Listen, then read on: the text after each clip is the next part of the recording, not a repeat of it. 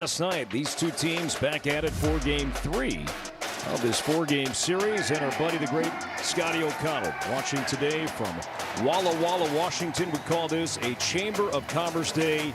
It is indeed that. Perfect blue skies and sunshine, temperatures in the 80s, and a Joe Ryan experience coming up. Matt Cotrero and the Royals 3-5 so far on this road trip. 10-22 on the road. That is the worst road record of any team in all of Major League Baseball. Also only 8 wins in day games, the fewest of any team in the game. The 4 batting order for Kansas City. Carter Jensen staying in this leadoff spot.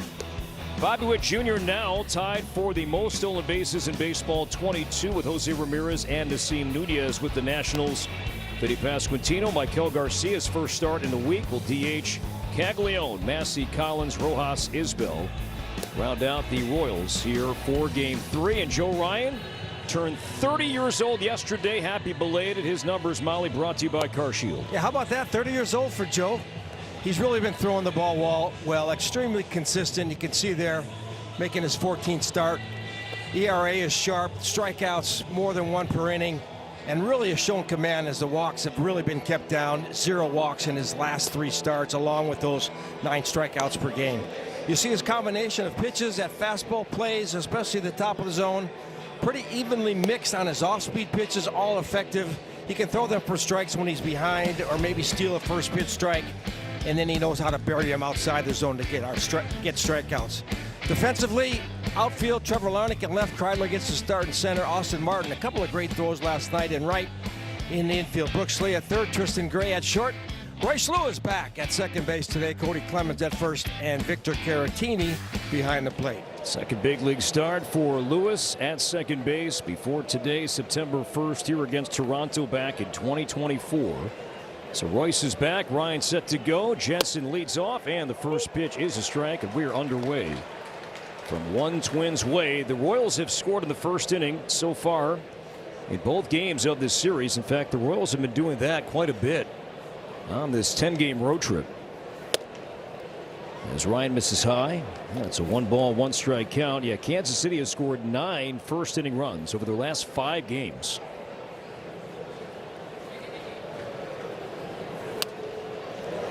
One and 2, and there's the splitter. Yeah, you and I weren't here last night with the Apple TV coverage. Zebby gave up a couple of first-inning runs. It was nice to see him settle down and go deep into the game. The only 2 runs that Zebby allowed all night long. He pitched well, and Zebby will join us for a conversation coming up in the 3rd inning. And that has all the makings, by the way, of headset on and bubble gum, seeds, everything thrown his way here shortly. Off speed and the sweeper, and no appeal, no swing at a 2-2 count on Carter Jensen. Yeah, when Joe gets ahead of 2-strike counts, you're not sure what you're going to see. Good job by Jensen of checking his swing on that sweeper.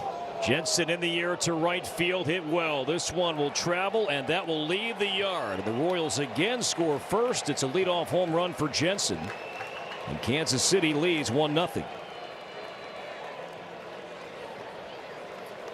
Yeah, leadoff home run there for Jensen. Going into his last start, Joe had only allowed 4 home runs. He gave up a couple in that last start. Of the 7 home runs now he's given up, 6 have been to left-handed hitters, and that is a breaking ball that just kind of floated over the middle of the zone. 2 strikes, you see that pitch, you go, thank you very much. And Ryan Newett dropping to a knee, front of the mound.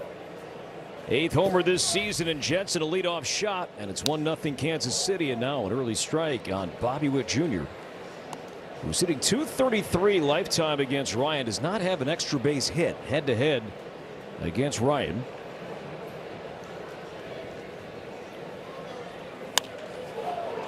Lifted to left center field. On the run goes Larnach. Over is Kreidler, and they collide, and the ball is caught by Kreidler. So Ryan hands behind his head, but Kreidler and Larnach both sprinting, and somehow, some way, Kreidler held onto it. But both players are shaken up here early today. Yeah, just a scary collision there. You know, Corey, from our perspective, you could just see that ball was going to be right in between two outfielders running at full speed. I don't know how he hung on to that baseball. He's trying to call it. He's got, you know, he's got the right to take that ball. Larnach, sometimes when you're going, you're just going to battle in the sun. Just couldn't give way to Kreidler making that catch. You see Joe's reaction. All right, no doubt concern, well-being of his teammates. And Nick Paparesta, head athletic trainer, he's been busy. He's been getting a ton of TV time here lately, and that's never a good thing. And checking on both players. You see Larnach able to laugh. That's a good sign there. You know, you try to do as thorough check as you can, not only the body parts, but any potential head injury, even from the jolt. It doesn't always have to be head on head or head on shoulder. It's just the jarring effect. Let's take a closer look at the collision. Watch the glove of Larnach make contact with the jaw of Kreidler. So Kreidler's saying, I've got it, I've got it. And the glove hand, the left hand of Larnach, certainly impacting the jaw of Kreidler. And we'll monitor both guys as the game moves along today. But for now, both stay in. In fact, Larnach will lead off the bottom half of the first inning.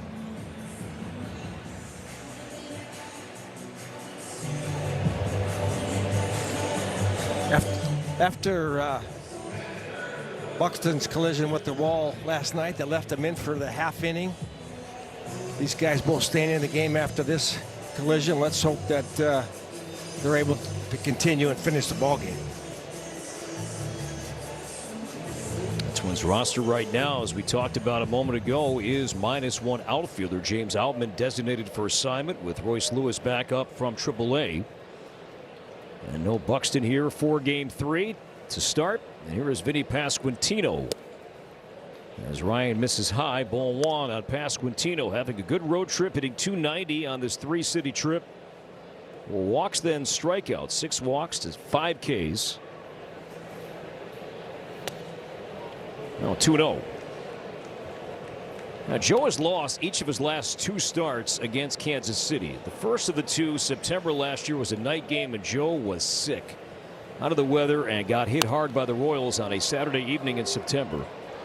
And then his most recent loss to the Royals came early in the season. In fact, his second start all year on a rainy, blustery, cold night in Missouri. We played through it. Twins lost the game 13-9.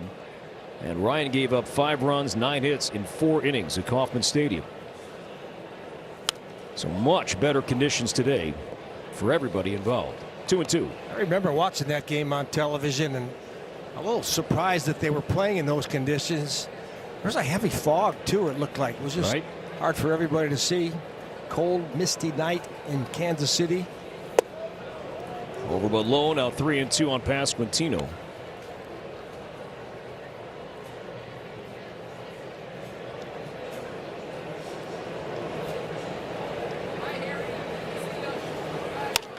Ground ball, base hit center field. So the Royals, some good swings here early against Ryan. And Pasquantino is on his second hit in this series. 1 in, 1 on, and 1 out for Michael Garcia. Mentioned Byron Buxton. This happened early last night, Molly. Yeah, a well-struck ball. Buck, you know, he's got such awareness of the field and spacing. Gets that right hand up as he approaches the wall trying to find it, but just too much speed to be able to stop himself from a full-blown collision with that wall. A right shoulder contusion was the diagnosis on Buxton, and that's the same shoulder that he injured sliding into second base in Boston on the prior road trip, and that's why Byron wasn't so much the hit, but was the shoulder kept him from playing center field. He's been taking a beating. He got hit by that throw by Bobby Witt the other night too. I would be surprised even if he tries to get in the lineup tomorrow if they don't take advantage of that off day on Monday. Clemens over and with the play, yes, up against the mesh. So Clemens continuing to play great defense at first base. Garcia weak contact. Was there going to be room and time for Clemens to make a play? And the answer to both questions, yes. Yeah, just not a very high pop-up, so Clemens had to get over to that net as quickly as possible, focusing totally on the ball as opposed to that potential little collision with that short wall in the screen. He's been playing some outstanding defense over there at first base. Swing and a miss, fastball. Because Jack Caglione, from a first-round pick, debuted last year. And he's performed well against the Twins. A base percentage over .480, 3 hits in this series, a double, 2 walks. No balls and 2 strikes. You talked about Pasquantino and his starting to heat up somewhat. Caglione's kind of in that same category, picking up the pace. Had a good road trip here through the 8th game of a 9-game trip for the Royals. Yeah, Kansas City's offense overall performing better so far in the month of June, averaging over 5 runs a game this month. But overall, Kansas City 29th in the game, scoring fewer than 4 runs per game, but better so far this month. Well, we talked the other day, when you look overall at the Royal season to this point, it's kind of surprising they're as far under 500 as they are, given the starting pitching that they've received. They've second in the major leagues and quality starts. They just haven't had the offense to back it up. And they've struggled in close games. They did win by 2 on Thursday. Twins won by 2 last night, but they have not performed well so far in 1-run games. And as well as not protecting leads late. Fastball, strike 3 called at 94, and the inning is over. But the Royals again strike in the first inning on a Jensen leadoff homer. First career leadoff home run for Carter Jensen, a Kansas City native playing for his hometown favorite team now in the big leagues. 1-0. Derek Shelton and the Twins so far played really well at home against the division 7-2. We'll try and see more of that winning success here today. Trevor Larnach will bat leadoff today without Byron Buxton. Brooks Lee, solid game last night offensively, defensively. Cody Clemens with a red-hot bat as well. Same for Josh Bell, hitting safely in 8 of 9. Caratini behind the plate was great at the plate on Thursday night. The return of Royce at second. Gray and Kreitler round out the 9. And the Winder Avila, Venezuelan-born rookie, is starting for the 3rd time this season, Molly. Yeah, he was in the bullpen primarily. He did have a start early in the year, made his 2nd start his last time out. Got a nice fastball, touch 97 every now and then, loves his slider. The big issue for him, and maybe the Twins can exploit, a little bit of command issues. Only gave up 2 hits in that last start, but did allow 4 walks in 5 innings. 1-1 to Larnach. And that's a changeup at 89 for strike 2. In terms of the swing and miss against righties, Avila, the slider, is a swing and miss weapon. Against lefties, though, the pitch he just threw, his changeup, has induced a 47% swing and miss rate. That is excellent.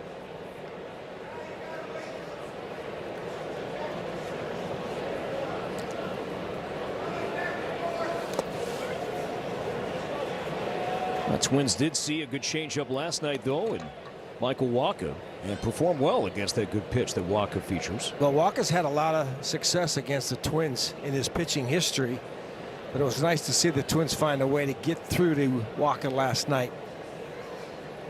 2-2, fouled back. There's that changeup, and Larnach stays alive. Yeah, not where he wanted that changeup, trying to get that down and away and out of the zone for a swing and a miss.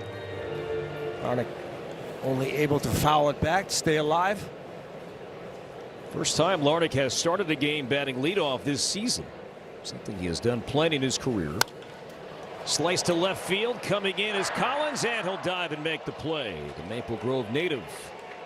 The good first step coming into the ball and robs Larnach of a first inning base hit. So 1 down. Brooks Lee coming up as we take a look at our unreal defensive play of the game in Minnesota's own Isaac Collins. Yeah, Larnach with 2 strikes stays inside that fastball, hits it fairly well, but a good job by Collins out there. A little dive after the catch. But Josh Rojas, he is playing in. He was expecting maybe a bunt from Brooks Lee here in the first inning, and now the third baseman will move back a few steps. 0-1 on Brooks, but boy, Rojas was playing very shallow.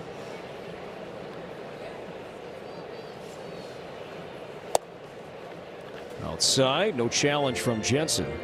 And a 1-ball, 1-strike count on Brooks as we take a look at our straight talk, straight stats. Brooks Lee, last 6 games, 5 hits, 3 homers. Went deep last night out to right. Check swing, did he? No, says the crew chief Dan Bellino. Yeah, everything that was swirling around Brooks Lee at the start of the year probably caused a little bit of the slow start, but he's just been playing good overall baseball.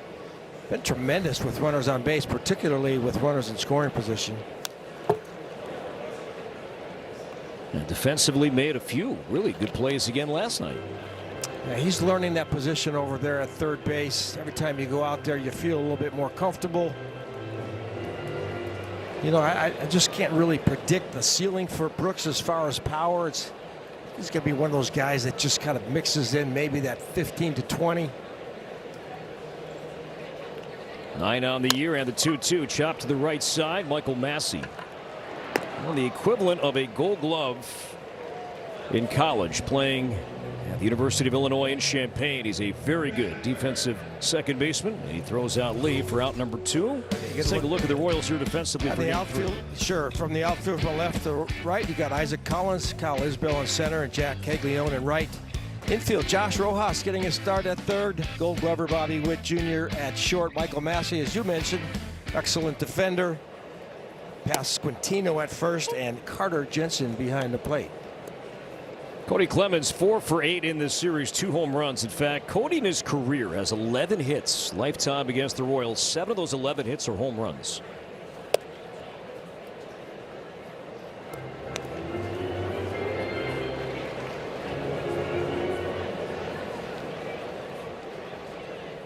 Avila picked up his first major league win in his last start on this road trip in Cincinnati. Change up 1-2. Yeah, he's got kind of a herky-jerky windup. Can be a little distracting for a hitter. Nice dip and movement on that changeup, getting that swing and miss. There's 97, so he throws hard.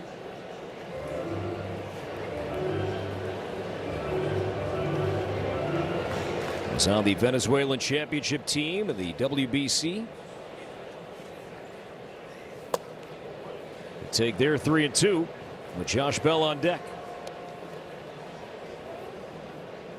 Yeah, when a starting pitcher has that much movement and arms and legs flying around, really have to focus in on that release point, not pay attention to all the other things. To the right side, Massey backs up a bit and throws out Clemens in a 1-2-3 first inning for Avila. Beautiful Saturday at Target Field. Royals batting, leading by 1. Oh, that new Cologuard Plus test. 10 out of 10. Now I detect 95% of colon cancers, similar to colonoscopy. Somebody's been working on himself. Girl, those... We love this game. It's our legacy, powered by you. We roll on into the second here in Minneapolis, where Royce Lewis is back up with the club today. Derek Shelton talked about it in his pregame availability, saying Royce Lewis is still our player. He said there's a lot of guys that go down to the AAA level that you expect them to put the work in. That's exactly, you guys, what Royce Lewis did down there. He got better, he improved, and he deserves the opportunity to be back up here with the club today. And Corey and Paul, something else that Royce Lewis mentioned, or was asked about, I should say, was playing second base, his availability to go all throughout the field. He said, look, it's just comfy to play in the big leagues. I will go wherever this team needs me. Katie, thank you very much. And great to have Royce back. And as you mentioned, Shelty said the same thing. He earned it. You know, Molly, you just look at what he did the last 2 weeks and earned his way back up to the big league club. Yeah, a couple things. No doubt he earned it. His offensive numbers look like video game numbers. Brooks Lee over and will have room and retires Michael Massey. And the other aspect for me is that there's some maturing that needs to take place at this level. I think that when they asked him to move the second back kind of late in the season, the games had significance, trying to make the playoffs. I don't think he really embraced that change at that time. I think now he realizes, hey, The whole team is what matters. If I have to move around a little bit, I can do it. I'll find my spot. My bat's going to keep me in the lineup. As Collins pops up to Gray and quickly 2 down. I mean, Derek Shelton has been very candid, and he's said this a couple of times. In terms of his roster and roster flexibility, remove the catchers here for a second. There is one guy that is going to play one position, and no debate about that, and that is Byron Buxton. If he's not in center, he's DHing or he's not playing. He will not move around, but everybody else be ready to play anywhere. And the manager really kind of needs that flexibility. I would love to see a couple guys emerge as guys who play every day at one spot, but we're not there yet with this group. Here's Josh Rojas. His first start with the Royals. Called up before the game on Thursday.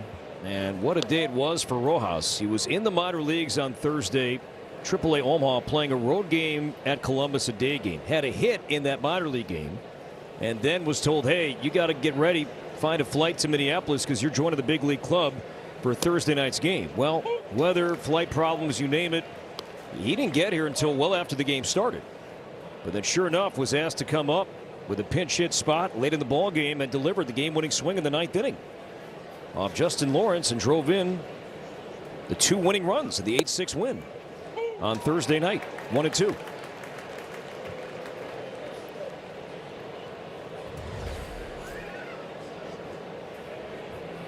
Perfect pitch. Yeah, a little front door two-seamer at the knees on the corner. It's a Sonny Gray special right there. And now Ryan's 1-2 and the splitter fades on Rojas, who was drafted by the Astros 26th round in 2017. You know, big league time with Arizona, Seattle, the White Sox, and now the Royals.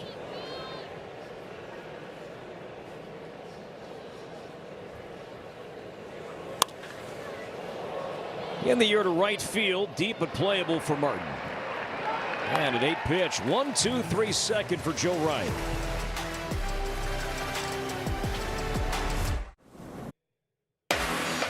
Minnesota Twins baseball is presented by Ford. Visit local.ford.com or your local Northland Ford dealer today.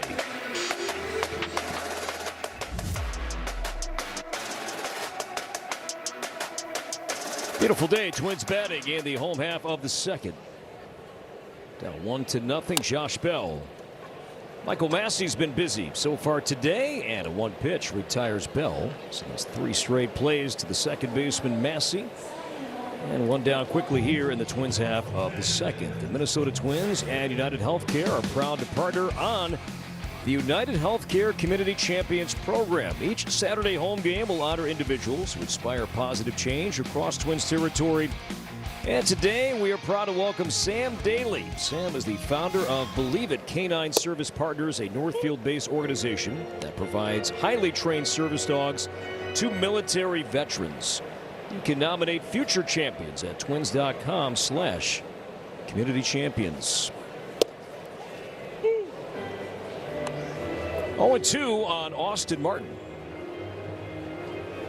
What a night he had last night defensively, Molly. Not 1 but 2 outfield assists in the same game. Yeah, that was beautiful. They were huge plays in terms of helping get that Twins win. I told him today, I said, you're playing outfield, but you made those plays like an infielder. Just very aggressive to the ball, smooth transition from glove to throwing hand, and then strong throws. I think 90-mile-an-hour plus coming in from right field to get those 2 outs. Strikes out on the slider. It's 5 up, 5 down for Avila. And here comes Victor Caratini. What a great night at the plate on Thursday. Well, we mentioned at the start of the game that hopefully that we would see some command issues from Avila, but here tonight, 22 pitches, 14 strikes. He's getting his off speed and his fastball over. Entered the year as a top 15 prospect in the Royals system. Debuted last year, but still classified as a rookie, and strike 1 at 97. On Victor Caratini, 3 hits on Thursday night, a homer, a double. He drove in 2. He's hit safely in 6 straight games.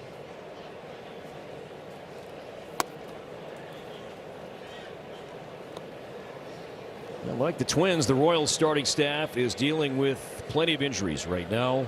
Cole Reagans, Chris Bubich are out. Stephen Kolek is on the family medical emergency leave list, so he is away from the team, hence the roster spot that opened up for third baseman Josh Rojas. So Matt Cotrero, like Derek Shelton and like many of the game, have to piece it together at various points throughout a 6-month, 162-game season. Avila's 2-1, 2-2. You know, I kind of get a kick out of the fact that during spring training, everyone's so concerned. Opening day roster, who's your rotation? Over the course of the year, those things really don't matter as much as the depth. You got interchanging parts. Your club certainly doesn't look like what it does coming out of spring training. Here we are 60 games into the season. I've always been convinced, by the way, that spring training, it's the same thing every single day. You're looking for something to talk about, write about, and the starting rotation, who's going to make the team, it just seems like a fun conversation to have. And it's low ball 4, so Caratini draws a 2-out walk, and now here comes Royce Lewis, who should get a nice hand back with the big league club.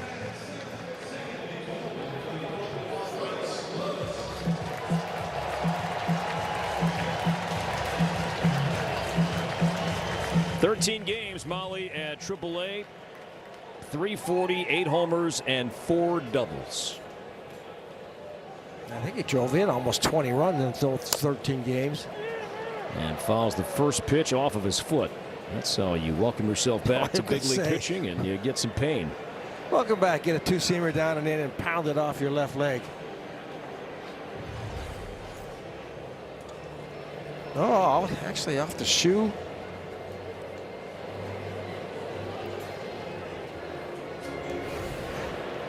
Option down to St. Paul on May 19th. Strikeout rate climbing.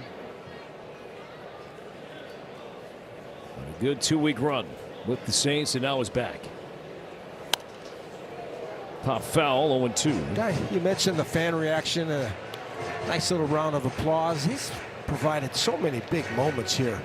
Highlighted by, of course, his performance against Toronto in that divisional series, but the grand slams and just, you know, signs of brilliance. We know he's still got that high level of talent in there. We're just trying to bring it out more consistently at this level.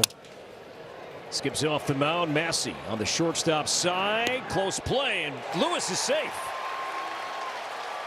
So Royce hustling up the line. To be honest, watching it live, I thought Royce was out, but called safe by Shane Leibensparger. And we'll see if the Royals will challenge. Timer down to 5.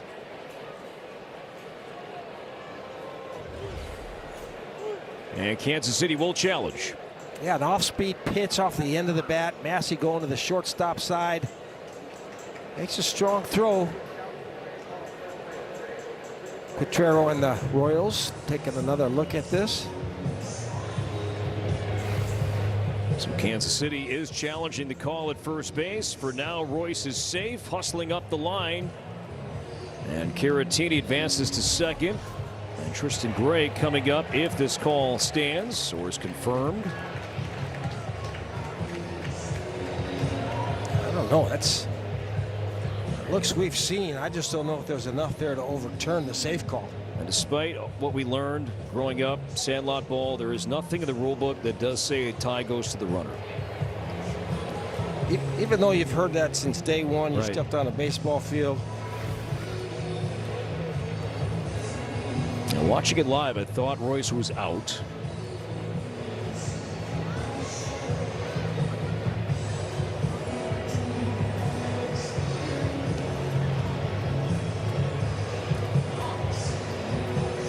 It's just hard to tell. Get that heel down, toe down, ball to the back of the glove.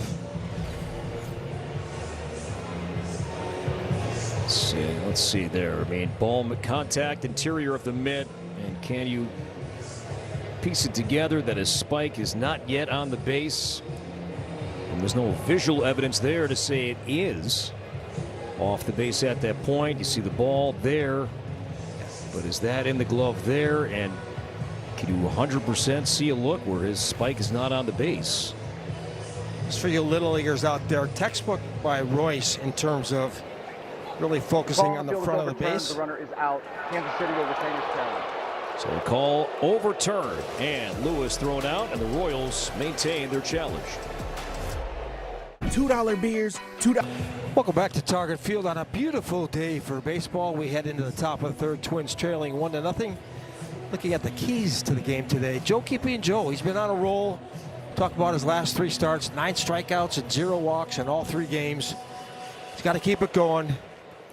Not too much pressure on Royce, but it is a big deal having him return that hot bat that he was swinging down in St. Paul. Hoping some of that carries over across the river over here in Minneapolis. Kyle Isbell, 4 bunt hits this season with that. Lee playing in at third. As Isbell leads off the 3rd inning, and ball 1 from Ryan. Isbell, Jensen, and Witts for Kansas City.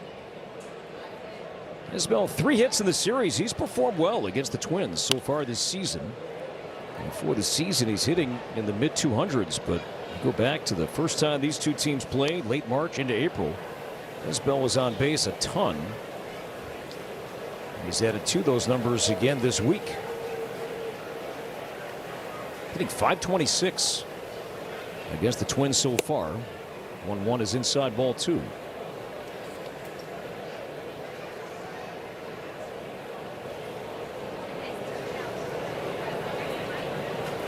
Homegrown player Kyle Isbell, 3rd round pick in 2018. Ryan beat him there at 94.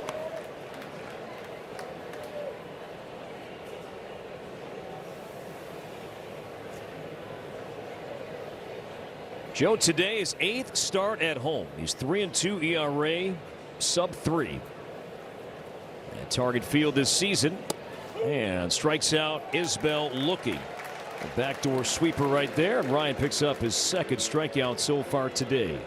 Now the only run so far came from the Kansas City native Carter Jensen. Statcast 3D powered by Google Cloud as we take a closer look, Molly, at the first career leadoff homer for Jensen. Yeah, got an off-speed pitch up in the zone with 2 strikes.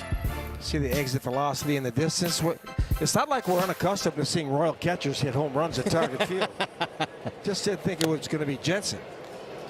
He's already making a run at Sal's record, and Perez not starting today. So Jensen behind the plate for the 3rd straight game. Picked up his first big league hit. In fact, it was against Ryan and the Twins in September last year. A fly out to left this time, and there are 2 down. And Jensen's first big league hit came. It was that Saturday night game in Kansas City, September last year, with an RBI double to the right field corner. Called it a dream come true for a Kansas City native playing for his hometown team to pick up that first big league hit at night at home. Good young player.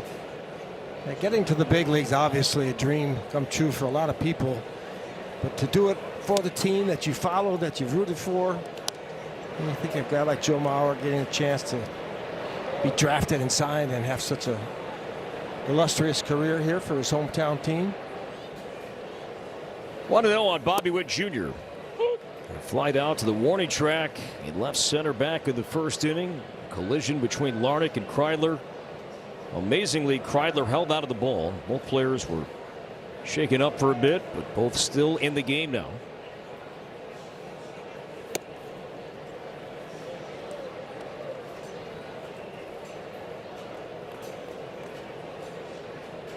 There's Kreidler.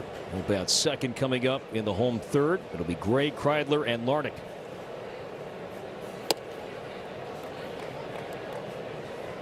Now 3-1. You can see Joe trying to work that outer corner, both 4-seam and 2-seam, just a little bit off in those last couple of pitches.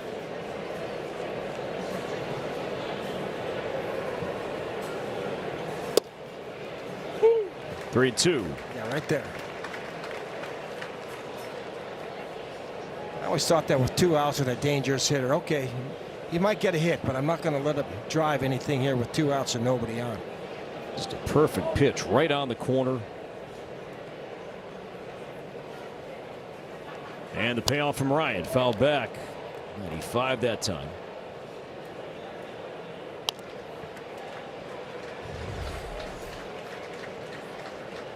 Yeah, 3-2 fastball. You got to have off speed a little bit on your mind, trying to protect, maybe just a little bit late, trying to make sure he covers everything. 3-2, went off speed, chopped to short. This will be tough and no chance with Gray charging and the speed of Witt.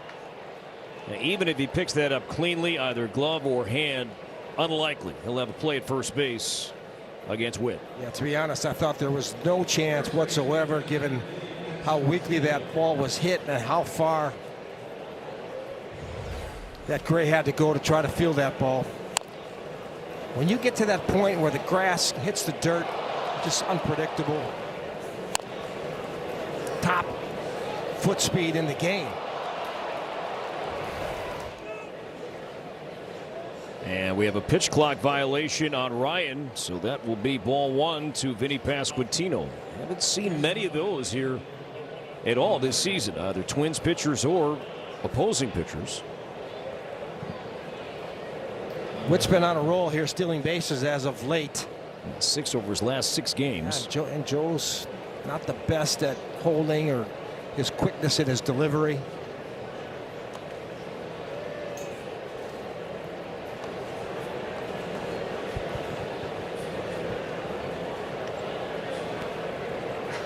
Pasquantino singled to center in the first inning.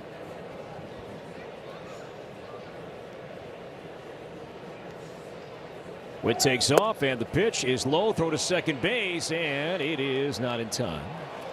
That is the major league leading 23rd stolen base for Bobby Witt Jr. Yeah, he's just been tremendously aggressive, not wasting time. First pitch. He knows Joe's delivery time from pregame work. Good catch and throw there. Just too much speed by Bobby Witt Jr.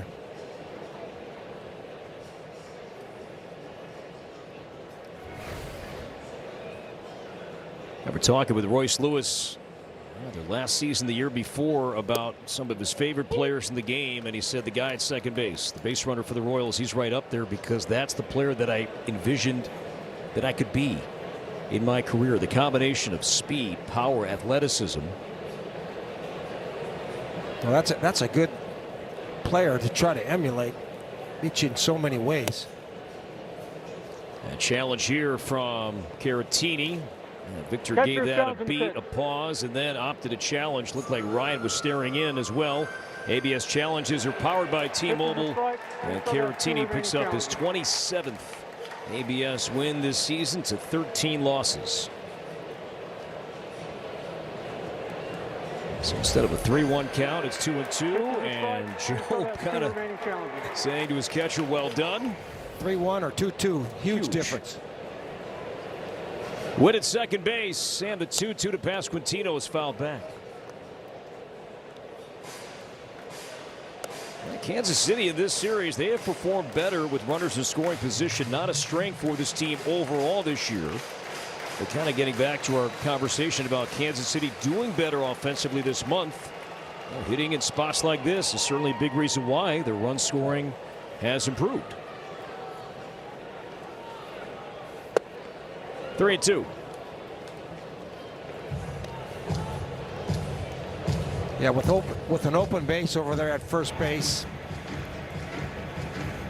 Don't overly want to just give in here and throw a strike. Maybe hit a pitcher's pitch here or get a pitcher's pitch here. Maybe he'll get a swing. So Caratini out for a mound visit, chatting with Ryan, with Witt at second base and Pasquantino at the plate. Take a look at the team comparison right now. Twins and the Royals. Run scoring favors the Twins. Run differential, the Twins 21st, Kansas City 28th. And you know, the stats on the left, that has been constant. The Royals have been trying to jumpstart the offense for a long time now. And as you mentioned, they've been better as of late. But when you're scoring 3.3 runs per game, that 4-run mark is kind of, you know, such a separator, winning and losing. It seems like every team you look at, 4 or more, when, you know, 60% of your games, under 4, you're losing about 80% of your games. Slice to left center field in the gap. Larnach over, and tracks it down. Nice route from Lardick, running parallel with the track, and Pasquantino lines out, and the Royals leave Witt in scoring position. When we come back, we'll visit with last night's winning pitcher, Zebby Matthews, live next. Responsible for the content of this advertising. Welcome back. Beautiful day. Blue skies and sunshine. Temperatures in the 80s. Twins and the Royals. Game 3 of this 4-game series. Twins even the series last night, winning 5-3. And a big reason why they won. The starter, that man right there, Zebby Matthews, 7 innings, gave up only 2 runs. Is kind enough to join us inside the dugout here for a bit. Thanks for doing this, and congratulations on the win last night. Yes, sir. Thank you for having me. What changed for you after inning number 1 last night? Just trying to settle down as much as possible. You know, don't want to give up runs in the first, but we did. But just try and settle down. Understand that, you know, we had used the bullpen a lot previous days, so we needed to really keep the pitch count down. So just trying to attack as best as I could and, you know, get deep in the game. Was there a pitch or two you felt better about, either in terms of feel, command, performance as the start went 7 last night? Yeah, I was trying to mix as best as I could. You know, I didn't really feel like I had great feel of any of the pitches. You know, with the kind of evident with the strike percentage and the walks there, but just trying to mix as best as I could, keep them off balance, and was able to do that for the most part. As we see some highlights last night, 7 innings, 2 runs, struck out 2, did walk 4, and that is unlike you. How much are you thinking about that one day later? Probably a little too much than I need to, but yeah, try not to a ton. You know, it's going to happen. Just, you know, don't want to repeat it next outing. You know, go back out and attack the strike zone. Ajax did a tremendous job of helping me out there, with settling me down with and then kind of calling a really good game. He did a really good job. You know, Zebby, how have you learned through your young career? You know, you give up a couple runs in the first inning, and obviously that's a little bit deflating. Yeah.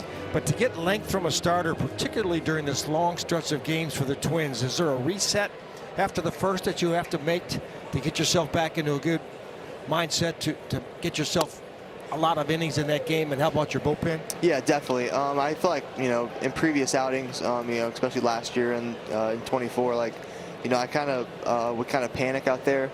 In a sense, and, you know, not losing my composure, but like more so worried about, you know, the runs I'm giving up and trying to keep the team in the game, and, you know, a lot of like outside things that are, you know, out of my control sometimes.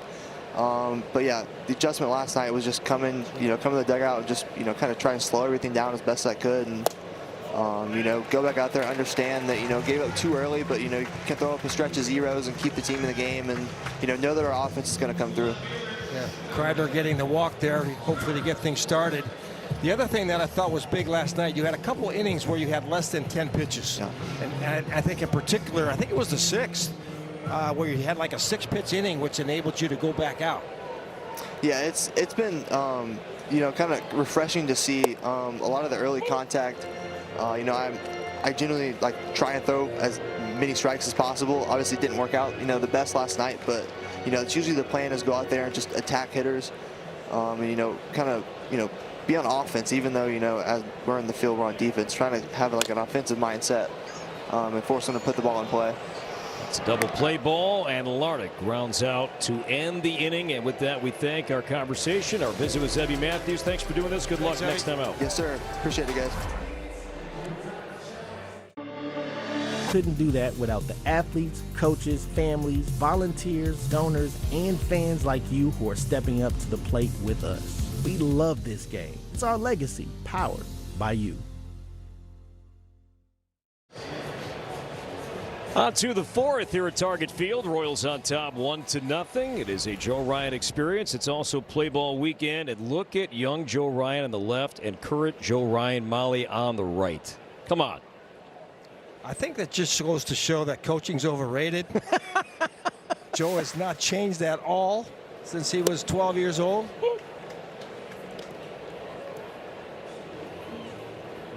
I mean, even the face. We'll bring that picture back here in a moment. Michael Garcia dealing with an injured right hamstring. First start in a week. You've seen him DH, and now see him DH again, but his first start saw him come off the bench on Thursday, did so again last night to pinch hit, and the 1-1 To right, shallow, fading, and will land for a base hit. And Garcia, normally a threat to run, unlikely we'll see him do that now. Dealing with the injured right leg, but a leadoff single to begin the 4th inning. A big part of the Royals' offense is this guy right here. Garcia gets a sweeper a little bit off the end of the bat. Kind of dumps it out there in a spot where Martin couldn't track it down.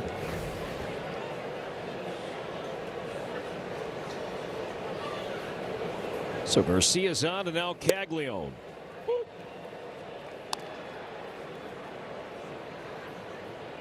This is not Caglione. No, this is Lane Thomas. So Lane Thomas is hitting for Jack Caglione. Caglione left-handed. Thomas, the veteran right-handed hitting outfielder, is now batting in place of Caglione. So Caglione no longer in this game. We'll try and get to the reason why as we move along. But Lane Thomas with a grand slam. And a start in Cincinnati earlier on this road trip. Longtime Washington National, Cleveland Guardian, now part of a platoon mix in center with Kyle Isbell.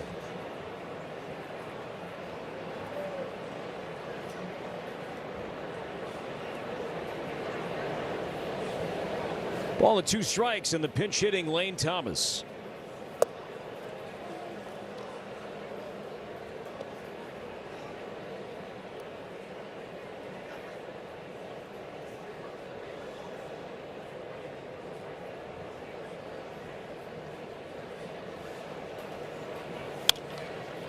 To short, and Gray to second, on to first, and Lewis with the quick turn, unable to make the dig was Clemens. The ball rolling, and I think it did travel out of the field of play, and it did. So it will be an extra base for Thomas as Garcia is out, and that was our first chance to see Lewis turn a potential double play. Well, I'm sure during his time in AAA, as well as early today, he was out there with Ramon Barrega working on some things about second base play. It's just a matter of getting comfortable with that turn. You don't have the concerns about the runners overly bearing down on you with the rule change a couple of years ago. Probably didn't get his feet lined up straight to first to ensure maybe a more accurate throw. So Roy's charged with a throwing error, and that advances Thomas to second. Massey high and deep to left, but plenty of room for Larnach. Another early swing from Massey, and again flies out for the second time. So 2 down with Thomas at second, and Isaac Collins is coming up. Treasure Island Resort and Casino is the exclusive casino partner of the Minnesota Twins. Visit TICasino.com to learn more about Minnesota's destination fun. Let's talk with Luke Kershaw earlier this morning as Royce was taking some ground balls on the right side. Kershaw was waiting for his turn. He was going to join Lewis and Arcia with some infield work hours before the game. And he was watching some bad throws, and he said that was done with intent. That you also are helping out the first baseman and yourself, maybe even to practice some throws you're going to force to skip and get in there based on time, based on movement, what have you. But he said, yeah, first baseman, they want to practice that too, not just the pure throws all the time, but yeah, bounce a few so we can work on that play. And you'll see sometimes a coach will go out to the infield positions and actually hit fungos in the dirt to first baseman. But when you have someone throw and make errant throws, particularly low, you can start to see how the ball's spinning, which way the bounces might go. Just helps your ability to make those scoops and help out your middle infielders when you can, even your third baseman too. 2 balls and a strike on Isaac Collins, acquired by Kansas City from Milwaukee this offseason. You just don't want Lewis to dwell on that. First attempt to turn a double play here. He'll get more chances. And Ryan this season haven't seen many ground balls yet today, but Joe inducing the highest ground ball rate of his career, below league average, but for Joe a significant climb in inducing more ground balls. 3-2 on Collins. The Twins now for many years they have had predominantly a fly ball dominant staff, and that really hasn't changed much. Pablo's been able to help that out when he's been healthy with his sinker. But the Twins now, for many years, they have been more of a fly ball starting staff than a ground ball staff. And that one just missed. Fastball that did not come back. And it did miss for ball 4. So a 2-out walk. First walk for Ryan. And here comes Josh Rojas for the second time today.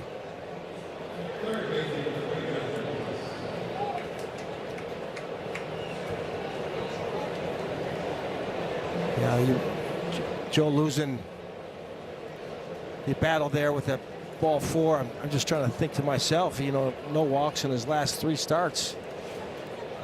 It's been a while since he's allowed a base on balls.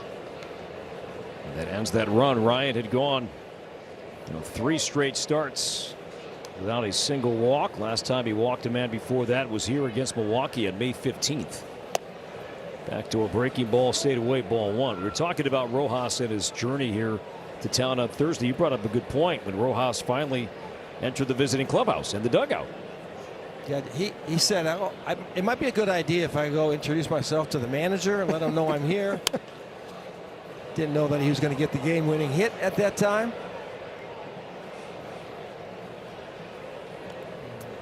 But it's not his first time. You know, he's had some big league time, so wasn't overwhelmed by that moment.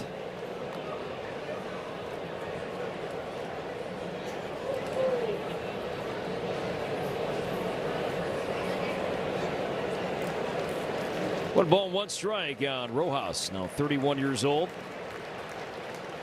Collins at first, Thomas at second. To center and playable for Ryan Kreidler, and the inning ends. Royals keep the pressure on but leave 2. Lee, Clemens, and Bell coming up. Bottom 4. Twins.com. Let's take a look at our Postman Law injury update, and Aaron Judge will be out for the foreseeable future. 4 to 6 weeks is what they're saying, with a right rib stress fracture. So Judge was having another very good season, but he'll be out. Twins will be in New York in about a month. They'll spend the 4th of July weekend series at Yankee Stadium. Unlikely Judge will be back for that series in about a month.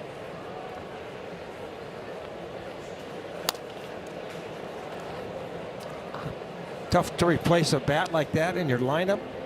I saw a stat, I don't have the exact numbers, the other day, that the Yankees record over the past 7 or 8 years, whatever, I think 2017 was his first year, and just how many games over 500 they are with him in the lineup, and under 500 when he hasn't played. Talk about an impactful player to your team. Now the Yankees recalled highly touted prospect Spencer Jones to the active roster, replacing Judge. They really didn't identify one specific play. It was more of a gradual thing. I believe that was the same area he had an injury from running into that wall a few years back. Might have been in Dodger Stadium. 0-2 on Brooks Lee. And he strikes out swinging on a slider. So the Twins still seeking their first hit off Avila. He's walked 2. Picks up his 2nd strikeout. We'll see if Cody Clemens can get the Twins going here offensively as he continues to stay red hot in this series. Molly, some great numbers here. Well, I think you go back about a month where things really started to click offensively for Clemens. You can see in this series producing at a very high level. Extra base hits, but getting a chance to face some lefties, all the while playing really good defense at 4 or 5 various defensive positions. Clemens worked a 3-2 count back in the first inning before grounding out to Massey at second.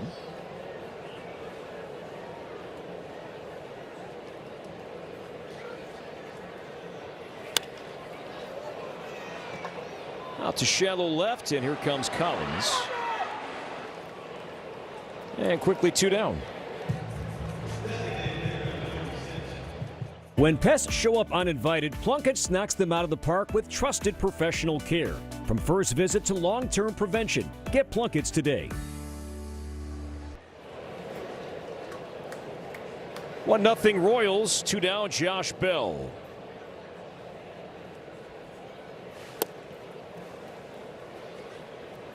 RBI double last night, scored a run as well.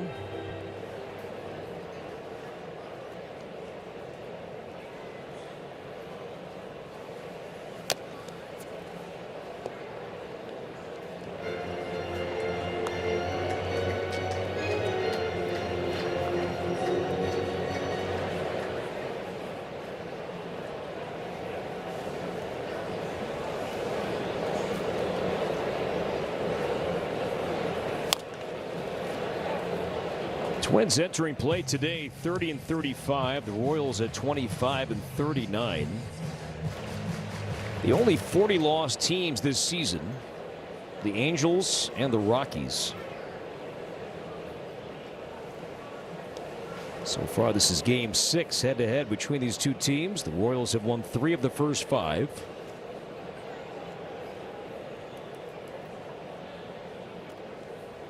The 1-2 to Bell is down low on the changeup.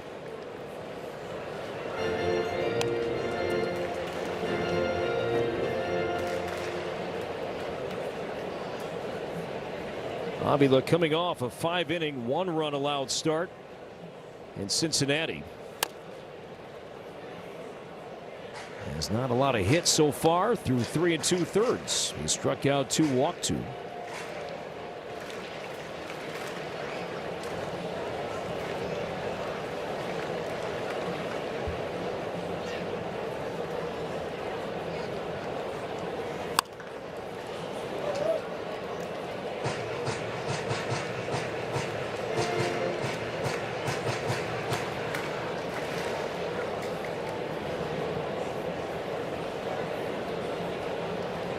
Avila asking for a new ball. Saw Lane Thomas stay in the game, and he is now in right. Trying to get an update on Jack Caglione as soon as it becomes available. So Thomas, after batting for Caglione, stays in and right. And Bell strikes out. 98. Best velocity so far today from Avila. And he picks up his 3rd punch out through 4. 1-0 Kansas City. Royals batting in the 5th, but now we keep it here for today's Twins Insider. And earlier this week, Royce Lewis played first base with the St. Paul Saints. And prior to his start, Justin Morneau came down to St. Paul to help coach Royce with how to place in first base. I think anytime you can talk to a Hall of Famer in this sport, I think it's awesome. And he made it so easy. You know, he just walked around. He kind of made jokes about it. He's like, I was a catcher at first, and you'll be a lot better off than I was. And I was like, all right, I guess if you say so. So he walked over every possible play there was. I mean, we were out there for like an hour and a half, just in the sun talking. So I'm glad it was sunny and not 30 degrees. And we had a lot of good fun, and he told me a lot. And with that, we welcome you back inside the booth. Corey Provis and Paul Molitor. And I spoke with Justin Morneau this morning because I figured this conversation would come up. And Morney said that rave reviews about the attitude that Royce had working to first base. He said he's a natural athlete. He asked all the right questions. They didn't take a ton of ground balls. They went through different scenarios in terms of, okay, ball to your right, where do you go? Where are you positioning your body? But Morneau said that Royce came in with a great attitude and worked out well. I don't think you could get a better mentor to try to learn to play the first base defensive position. Justin was outstanding. I think what Justin learned a lot was from Tom Kelly, who really spent a lot of time developing Morneau as a first baseman. I think it's just such a misnomer that anybody can take a first baseman's glove and can go over there and start playing.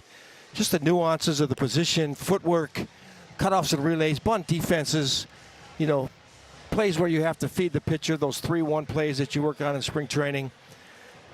And that's why I think maybe they didn't take a lot of grounders, because there's so much more to it, just the mindset of what it takes to be a good defensive first baseman. And by the way, Justin, you just got your first Hall of Fame vote. I know you're a Twins Hall of Famer, but I think Royce would like to see you in Cooperstown. Well said right there as we see Target Field, our Delta drone camera. And the numbers for Ryan, he just walked Isaac Collins last inning, ending a run of 98 batters without issuing a walk. Has allowed just 1 run so far today. Kyle Isbell struck out looking on a backdoor breaking ball in the 3rd, and down a strike here in the 5th.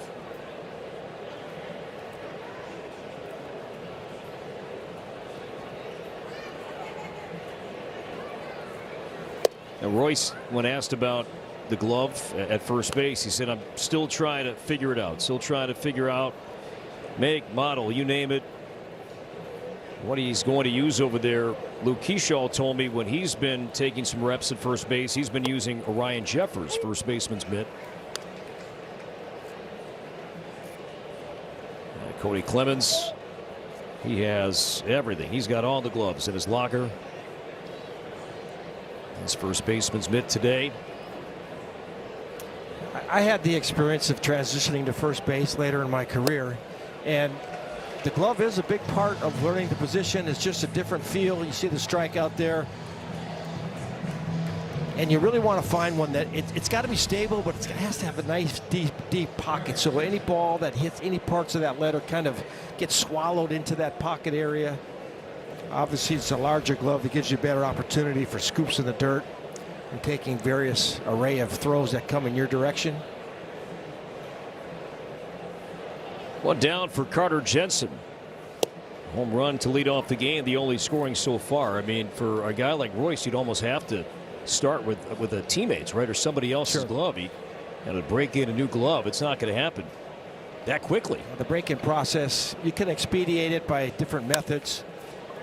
Royce to the right side, diving stop, makes the play, and Clemens with the dig. Well done. Royce Lewis tested right there to his right, a diving stop. Good pick on the back end by Clemens.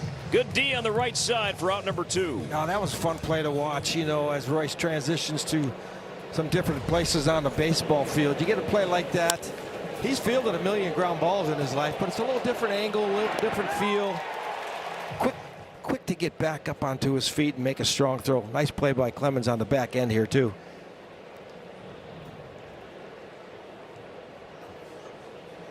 So Royce makes the play, as did Clemens, and there are 2 down. Bobby Witt Jr.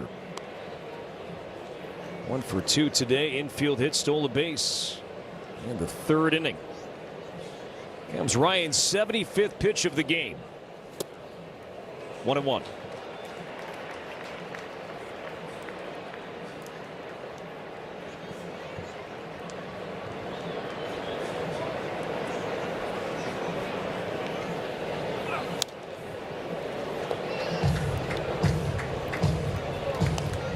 We talk about sequencing a lot. There's a perfect example. You throw a very slow sweeper, get way out in front, and then he tries to take a little longer look, and he's a little bit late on that fastball. Strike 3, sinker came back, and no challenge from Witt. So nice inning from Joe Ryan, striking out 2. Also got some D behind him. Lewis, his first start this season, big league game at second, makes a good play. 1-0 Royals. Twins batting home 5th. Martin Caratini and Lewis against Luinder Avila. He's not allowed a hit so far through 4, just 2 walks. The Venezuelan-born rookie making his 3rd start this season, his 12th appearance overall. Royals trying to figure out as Jensen will challenge. Catcher's challenging the pitch. His role, bullpen starter right now with some key guys out, taking advantage of an opportunity. And was Jensen correct? He was. Clip at the bottom part of the zone. The Royals have 2 and just caught the very bottom part of the strike zone. 1-1.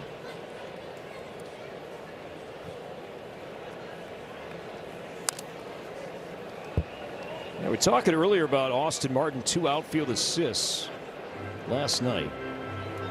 The first Twins outfielder to have 2 outfield assists with both outs going to the plate in the same game in more than a decade.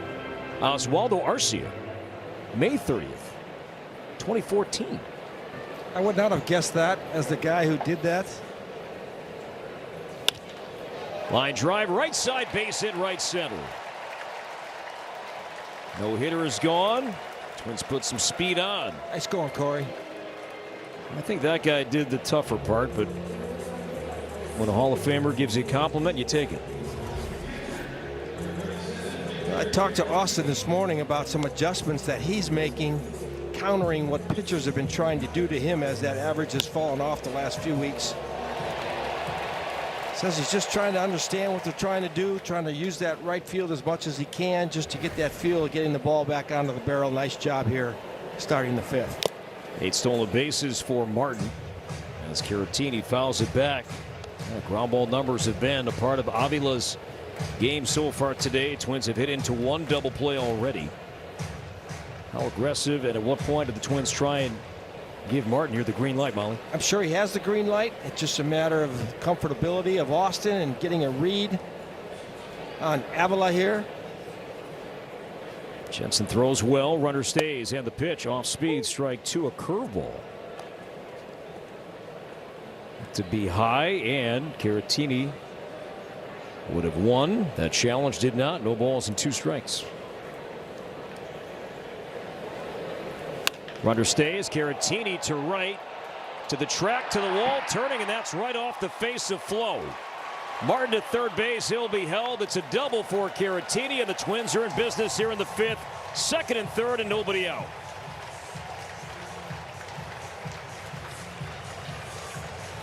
Well, it's been nice to see Caratini heating up with the bat a little bit. The other night, a double and a home run, increasing those extra base hits from 4 to 6 here. Gets a 2-strike pitch up in the zone.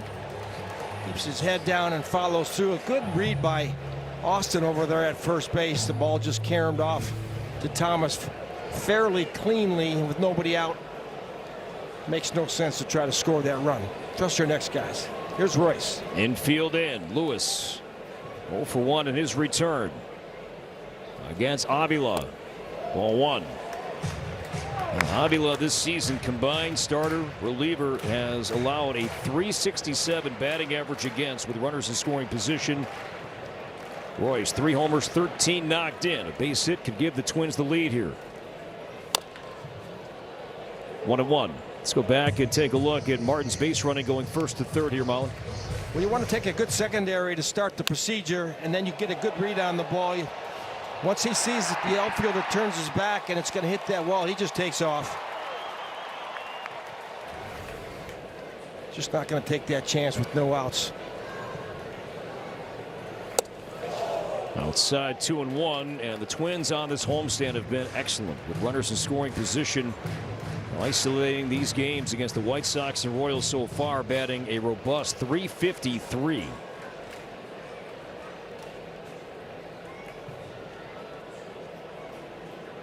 Avila to Lewis, now the 2-1. Went after the low slider, 2-2. That pitch has kind of been Royce's kryptonite when he struggles.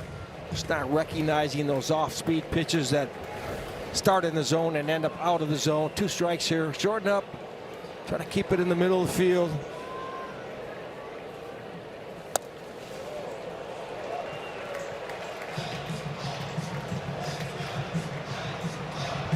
A little bit of a cat and mouse here. You got an open base there.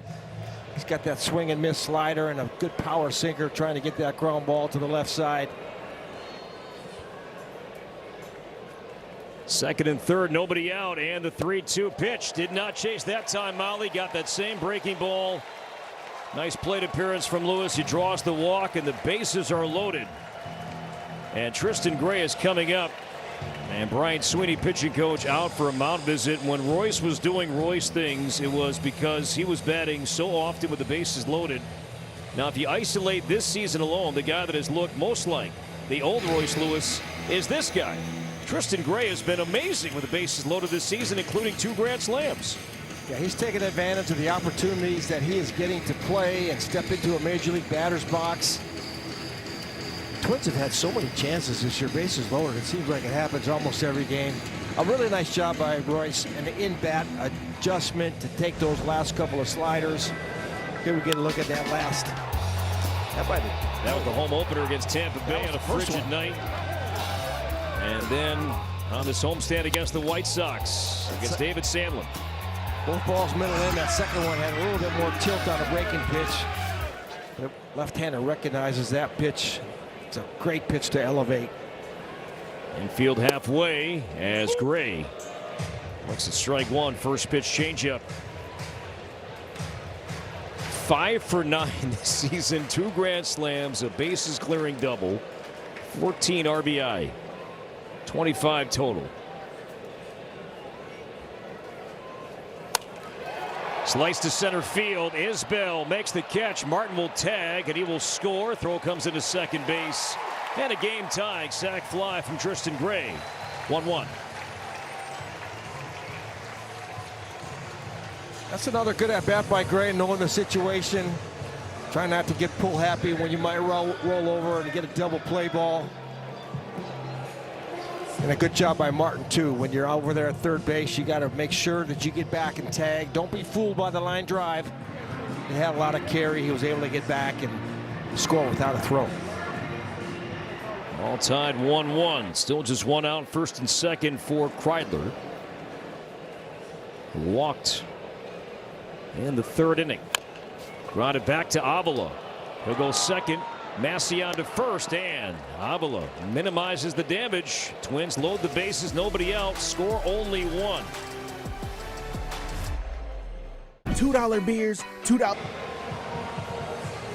All tied 1-1. As we move to the sixth inning here at Target Field, let's take a look at our Jeep AL Central standings. Guardians and the White Sox atop the division. Chicago losing in Philly last night. Tigers, they've been hot, but they are trailing at home 4-0. Mariners have the lead, bottom 8 in Detroit, and the Royals round out the division. Twins and Tigers will start a 3-game series in Detroit starting on Tuesday night. And there is a chance, by the way, that Justin Verlander might pitch for the Tigers in that upcoming series. I know he's been working his way back with some rehab starts down in the minor leagues. Tigers still are dangerous to me. They're getting some people back. Liberatores came back the other day, and they went on that 5-game winning streak, I think. And, of course, Tarek Skubal waiting in the wings. Looks like he's having a fairly rapid recovery from his procedure on his throwing arm. Yeah, it looks like Skubal and Casey Mize, neither, will be back in time for the Twins-Tigers series. And yeah, Verlander's certainly perhaps in play. Caratini will challenge. Catcher's challenge in the pitch. Look low watching it live. Did it just clip the bottom part? And it did not. Pitches the ball. Twins have one challenge left. Remaining.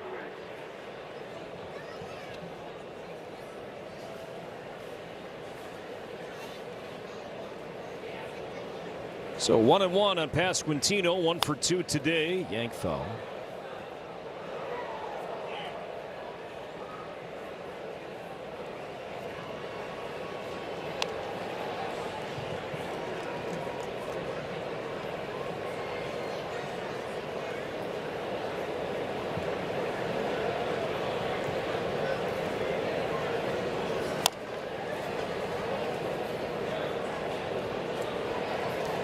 Royals bullpen is active. Daniel Lynch the fourth. Lefty throws hard.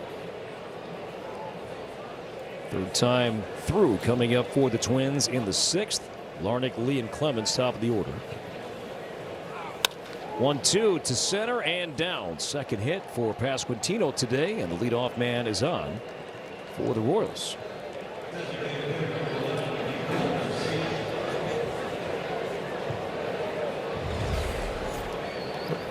Pasquantino's been heating up a little bit on this trip, this long trip by the Royals.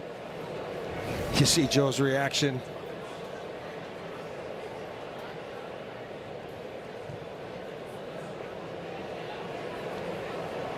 Does have 2 stolen bases, and now Garcia 1 for 2.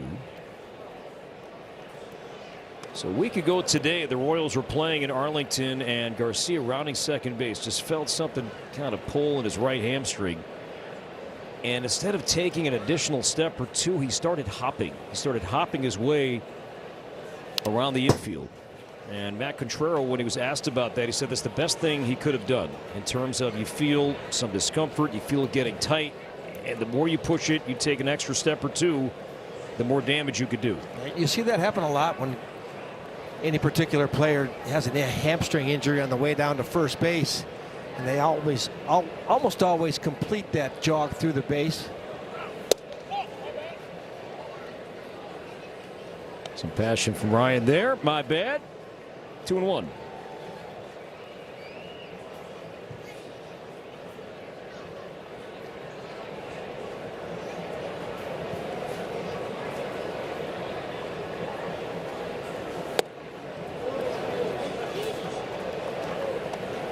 3-1.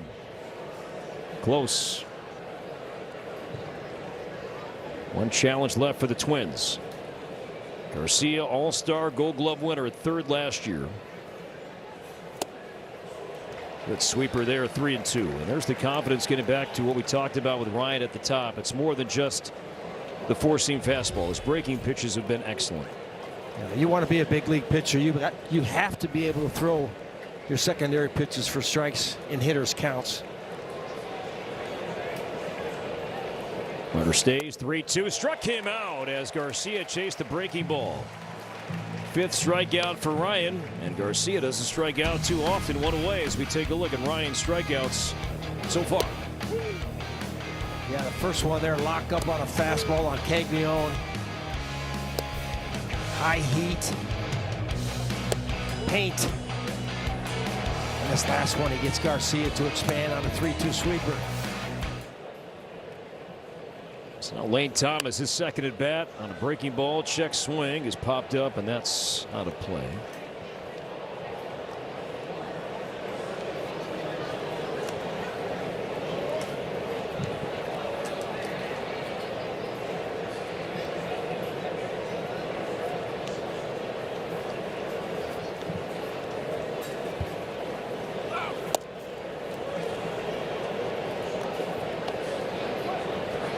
With that being Joe's 90th pitch here today, would love to see a double play. Give him an opportunity to continue in this game into the seventh, excuse me. 1-2 on a sweeper.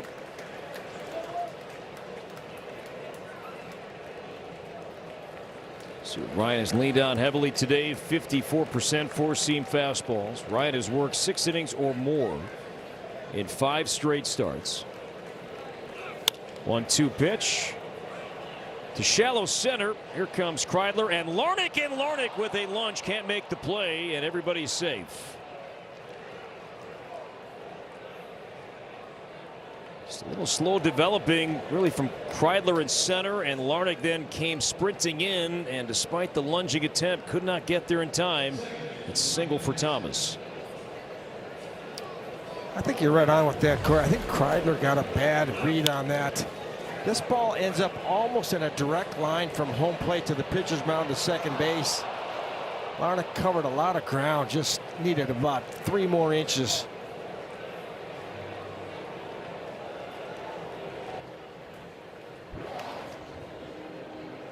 See the extension there at the end of the play, the ball just clipping the edge of his glove. Pete Mackey out for a visit as Michael Massey.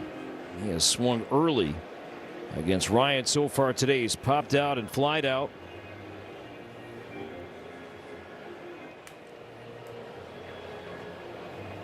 Massey's hit safely in 6 straight games, and he's healthy for the first time in a while. A guy that's battled back injuries, ankle injuries, a calf injury earlier this season, but the back injury especially has really kept Massey out at various points throughout his professional career. So 2 on, 1 out. Royals are threatening here in the 6th. Ryan about to throw pitch number 93.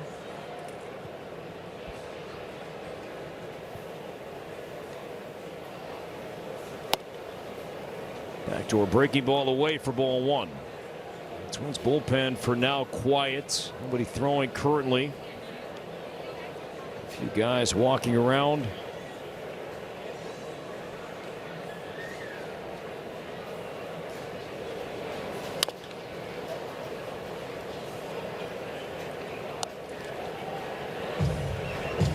A little surprising when we did show that pitch mix in today's game.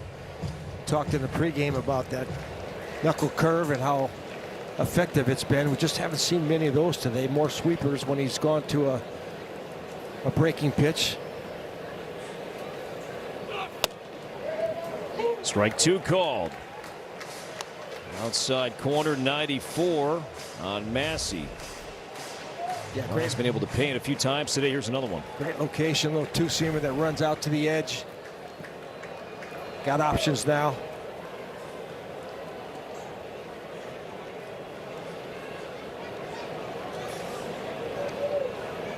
think Joe stepping off there, saw the pitch clock winding down, didn't want another violation. Taylor Rogers now warming up in the pen. The 1-2 pitch to center, and Kreidler back a few steps. He will make the catch. Pasquantino holds. So 2 down for Collins. A walk and a pop out today. I'll reach to infinity and beyond here at Target Field tomorrow. Wrapping up the homestand. Should be a fun day with Toy Story Day. Round up your friends for a special ticket package, including tickets to the game and an exclusive co-branded Twins and Toy Story Spirit jersey. More information can be found twins.com/Toy Story.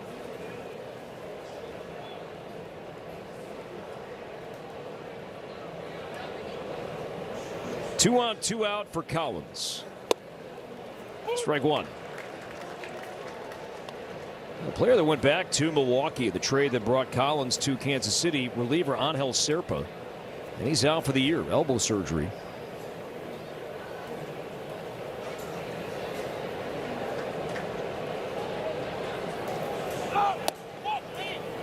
And Ryan upset.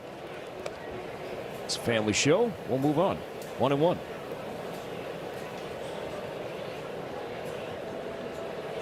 Well, you haven't seen him like fling his glove off of his hand. We've seen him clean that up today. 2-1.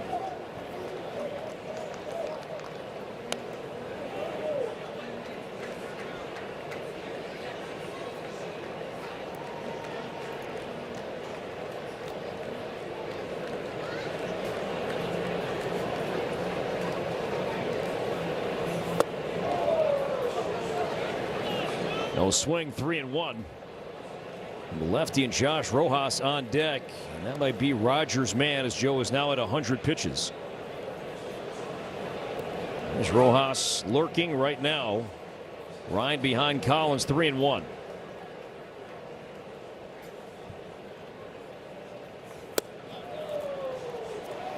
Ball 4.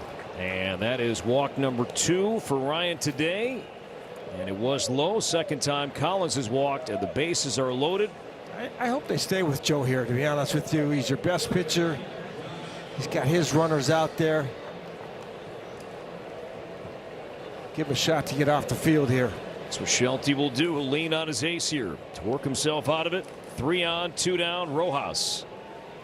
0 for 2 today. He's flied out twice. Ground ball back to Ryan.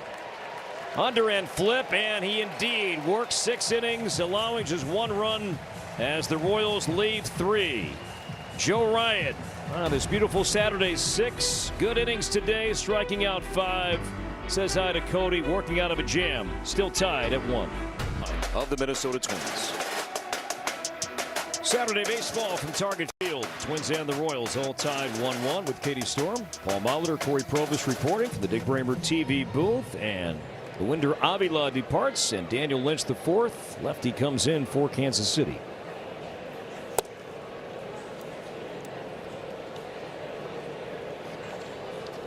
Second appearance in this series for Lynch. He had a scoreless inning on Thursday night. Former starter, former first-round pick, and Larnach, did he get hit by that? It sounded like it hit something. And the Twins are going to hold up play here. Just the sound of it, it looked like it, or the sound of it might have clipped his shoulder, his jersey.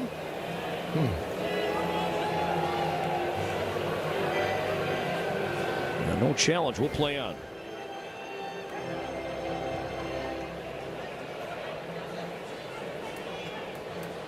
Larnach not too many at-bats against lefties.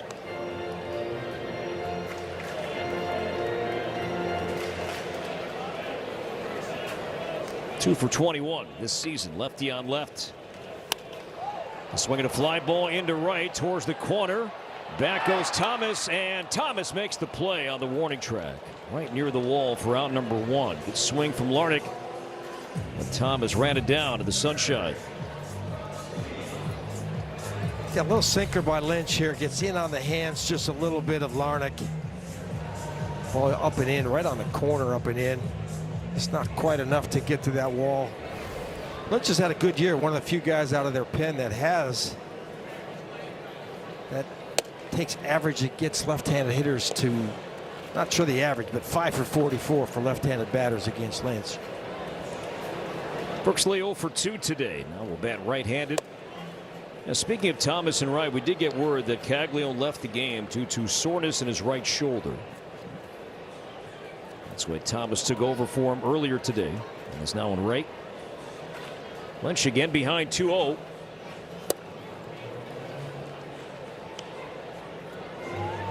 Now Daniel Lynch the fourth, mentioned a first-round pick, 2018, 34th overall pick, and that's when the Royals went really heavy on college pitching. Brady Singer was in that draft period. Jackson Kowar as well, as the Royals were trying to refurbish their starting staff after those great teams, those World Series teams. Winning the pennant, losing the World Series in 14, winning it all in 2015. And they tried to lean heavily on college-ready starting pitching in that 2018 draft, and Lynch was a part of it. Now he performs well out of the bullpen.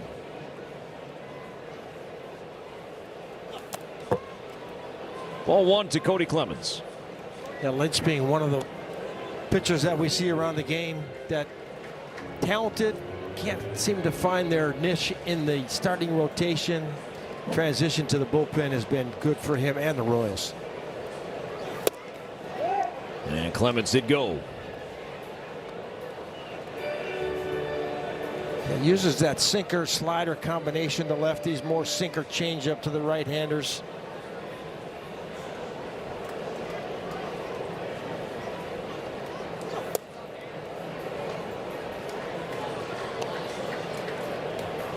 Cody's at bats also improving against lefties. Average up to 257, slugging almost 490. Lefty on left. To first, and Pasquantino there will take it to the base, and a 1-2-3 6th inning for Daniel Lynch. The 4th, 7th inning coming up. Bobby Witt Jr. due up second. Twins and the Royals still tied 1-1.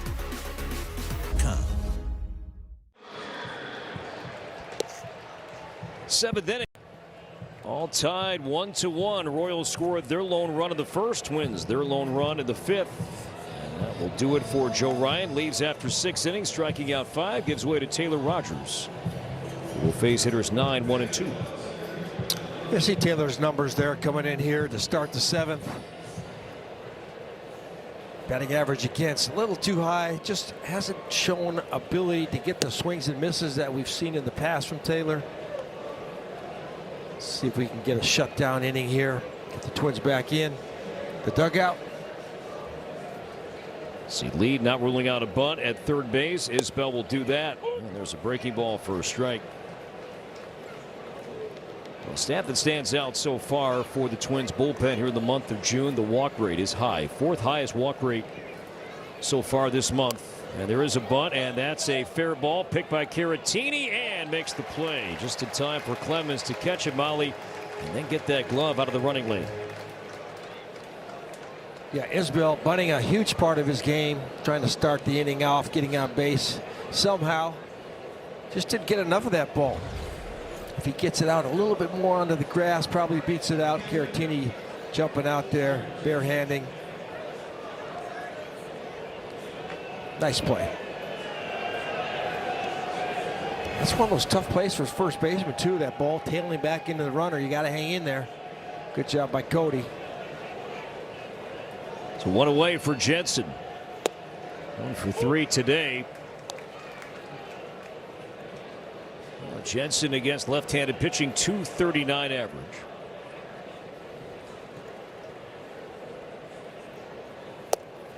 Check swing, and he went. That call made by Mark Ripperger behind the plate. It's 0-2. Jensen in this leadoff spot. It's been happening the last week or so, even with Garcia when he was still healthy. Matt Cotrero was hitting Witt second, Garcia third, and Jensen first. He will take a walk, as we have seen in this series.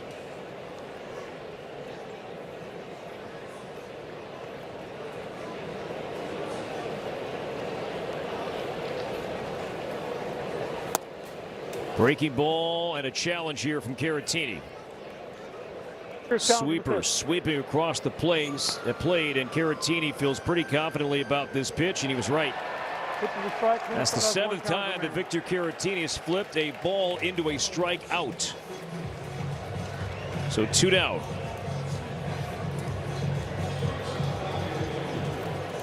And sometimes you can learn about how catchers really feel about it just based on how they look. And there was some swagger there, some confidence with Caratini. Confident. He was like, yeah, this one I feel pretty good about. You know, it's funny about catchers these days. It's not the framing as much as it is you having a good idea of strike zone and taking advantage of the new system. Not that framing still doesn't play a part, especially when you run out of challenges. Yeah. 0-1 to Witt. That's fouled back to the screen on a sinker at 93. Witt 1 for 3 today. Twins will have Bell, Martin Caratini coming up in the 7th. Lucas Ursig, who has really struggled lately, no longer closing games. He is warming up for the Royals. 0-2 on the all-star shortstop, Bobby Witt Jr. Pulled to left down the line. Long run. Larnach still going, tracks it down, and then finds the sidewall. Larnach on the move, makes the catch, and makes a friend near that wall and left as we stretch. 1-1 game. 8 Spiders. Tied at 1 as we enter the bottom of the 7th inning. Going back to the start of this game, it was Carter Jensen with his first career leadoff homer. A look at your game summary presented by Toyota. Joe Ryan, guys, he's been providing length in his outings all season long. Does the same in this one today. 6 innings. He threw 102 pitches, and the Royals starting pitcher, solid outing for Avila as he made it difficult for the Twins early in this one. But we got a tie ball game and a lot to play here. That we do, Katie. Thank you. And it's a 1-1 score. And Lucas Ursig not closing for the time being. Numbers are high. He's allowed at least 1 earned run in his last 4 outings. Home runs in his last 2. Bell, Martin Caratini to bat as Bell reaching and pops it up. Major league pop-up. Jensen will ditch the mask and make the catch in fair territory. 1 away for Austin Martin. Dan Stoltz here with Tony Oliva. You're a Hall of Famer. You blazed a trail, and that's what we want to do at Blaze Credit Union. 100%. Blaze is Minnesota. Go Blaze! So 1 down for Martin. Singleton scored the lone Twins run. That came back in the 5th inning. As Ursig pumps in 97 for a strike. Yeah, Royals manager Matt Quatrero saying Ursig's still going to get some high leverage innings. Has to do things a little differently maybe in the 9th, but you see here Ursig being out there in a tie game in the 7th. I saw his last 5 outings, 4 innings, 14 hits. That's not going to get you the result you're looking for. 0-2 on Martin. I love this trade that the Royals made with the A's a couple of years ago to obtain Ursig from the A's. He's under team control for a long time. He was a setup man at one point for Mason Miller with the A's.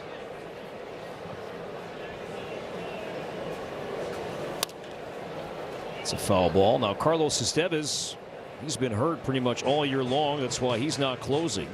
So Ursig was in that spot in Estevez's absence, and Ursig early on was doing fine. Lately, the numbers have climbed against him. Yeah, I think Estevez had 42 saves last year. It's a big number. 2 balls and 2 strikes on Martin. Key guy to get on here. His ability to run a tight game late. Scoring the Twins' only run today with that leadoff single back in the 5th.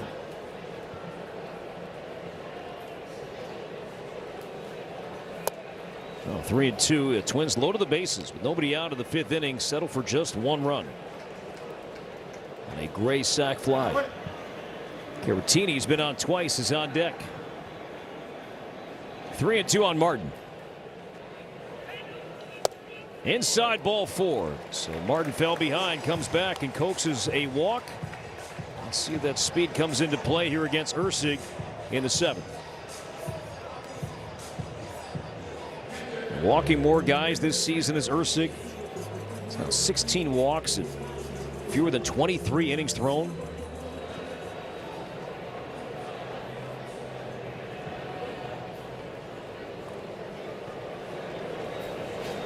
Martin stays, and the pitch is low and away, ball one. Changeup.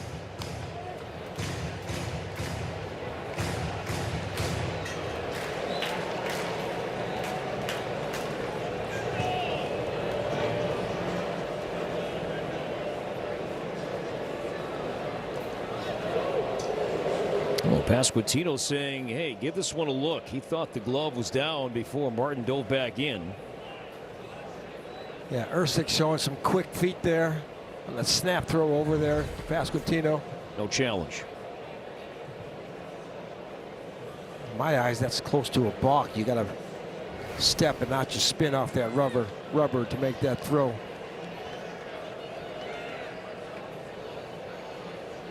Martin stays. Caratini, the foul ball.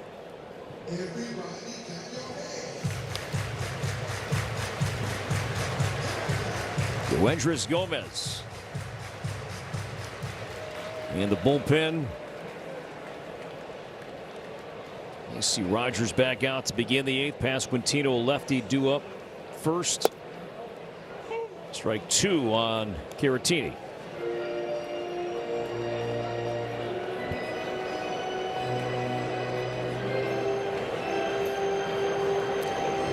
Ursig employing a slide step here. He's got a really quick delivery time. Unless you pick the right pitch, maybe a ball in the dirt or something like that, it's going to be tough to for Martin to run. Stays, and the pitch, check swing, and he went. And Caratini strikes out. So two down, and it's up to Royce. There's a ground out and a walk at his return. Yeah, he got strike two with a changeup. Throws a slider down there. Caratini just can't hold up.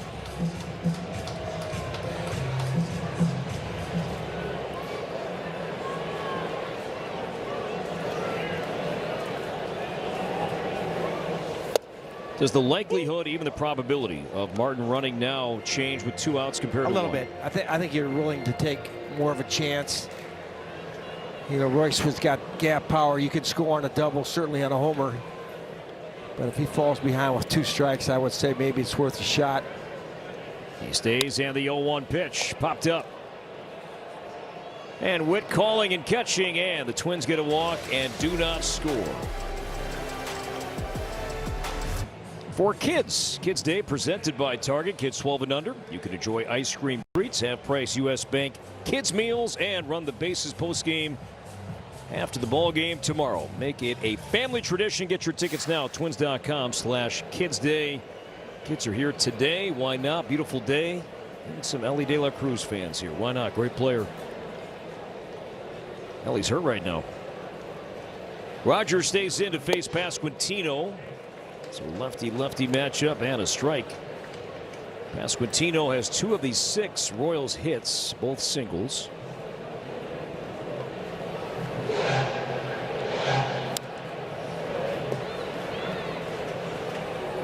Oh, 2. Michael Garcia, and then Lane Thomas to bat. The Twins still have the righty Yoendris Gomez in the pen. 2 righties coming up. Might be the last man for Rogers.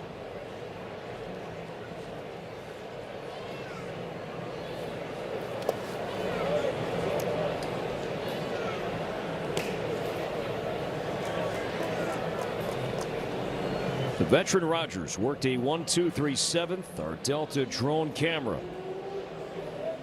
Here at Target Field. 3rd game of 4 this weekend against Kansas City.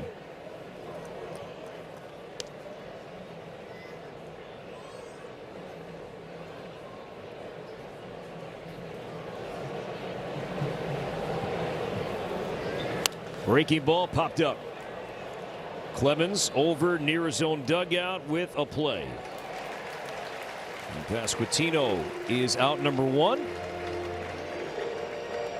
And Derek Shelton has left his spot in the dugout. Here he comes. Good job, Taylor. And well said, Molly. Rogers 4 up, 4 down. Retired the top 3 hitters in this lineup. So Rogers, a scoreless showing today. We'll see the righty Gomez face Garcia when we come back. 1-1 here at Target Field. Welcome back. Never miss a moment of Twins baseball right here with us on Twins TV. Stream all games throughout Twins territory and watch your favorite players live or on demand for the entire 2026 regular season. Be a part of the action by signing up today. Twins.tv for just $74.99 for the rest of the season. Yoendris Gomez facing Michael Garcia. Strike one.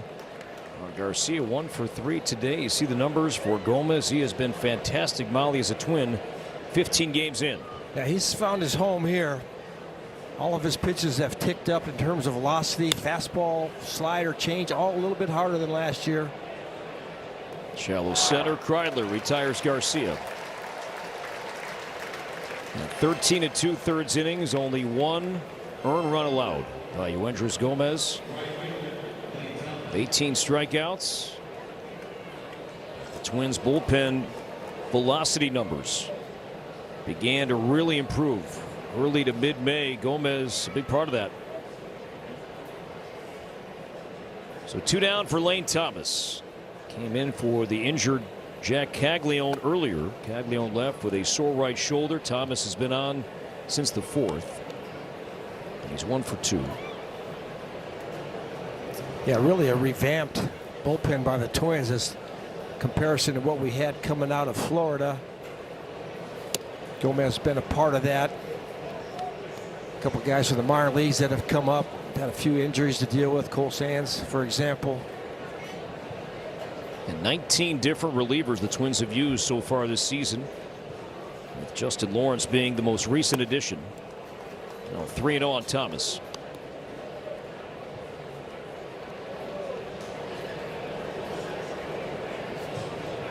Probably Mackey saw a starter go 6. Probably a green light here for Thomas. Tie game late. That's a good call, Molly. The fastball. Let's run back in at 95, 3-1.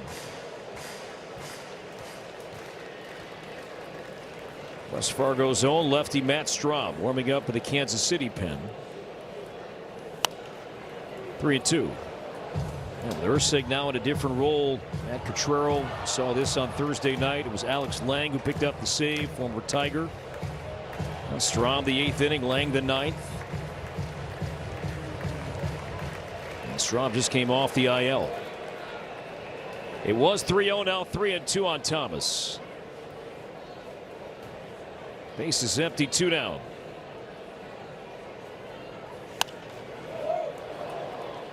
No play for Clemens, and we'll do it again.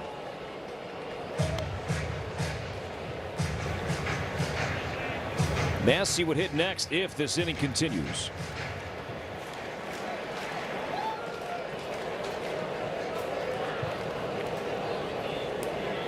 Seventh pitch coming up. Gomez to Thomas. Outside, ball 4. So a 2-out walk. And Thomas is on, and here comes Massey.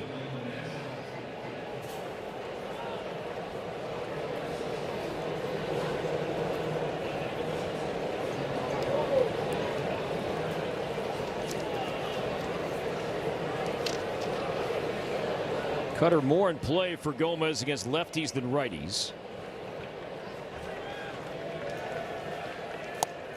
Has to backdoor that sweeper and does successfully. Hey, Thomas over at first, coming in for the game for Caglione. He can run a little bit. He's got 3 stolen bases, but he's been caught 3 times. Massey 0 for 3. Thomas stays, and the 0-1. Bibe at 96. And now Gomez and Caratini, Molly, have some options here. Well, anytime that you're ahead 0-2, you're going to open up your arsenal. Try to get an expansion of the zone here by Massey.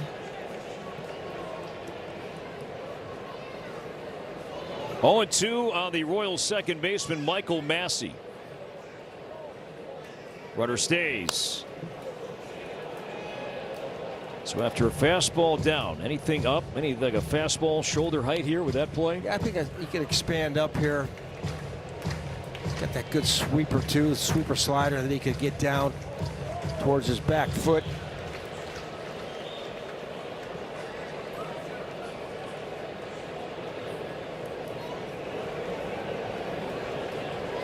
Once again, the 0-2 pitch. He's back at that same spot.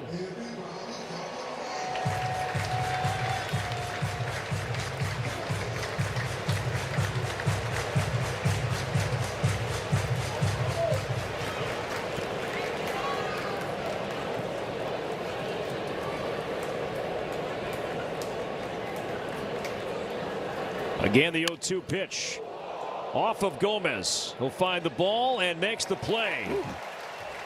So Gomez had to wear it, but hung in there and gets his man, and the Royals leave one. Twins coming up, bottom 8. Twins baseball is powered by MLB.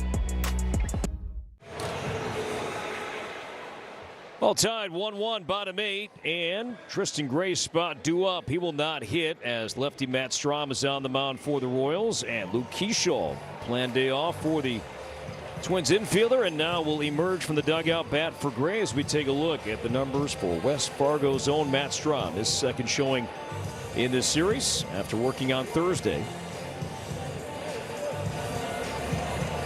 Strahm been around a long time.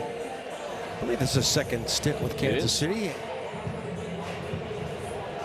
Lefties actually hitting for a little higher average than the righties. Picked up the win, in fact, on Thursday night. Came off the injured list at the end of May. Was out a couple of weeks with a bad knee as he clips the inside corner on Keyshaw for strike one.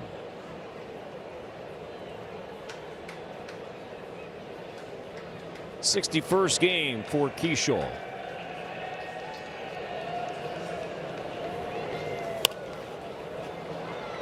Pasquantino chasing, and gets there to make the play in foul territory. And Keyshaw's retired one out here in the 8th inning. And now here comes Kreidler. Got a little cutter that Luke got jammed on a little bit. Nice job by Pasquantino chasing that ball down, fighting the sun, and creeping up on the wall.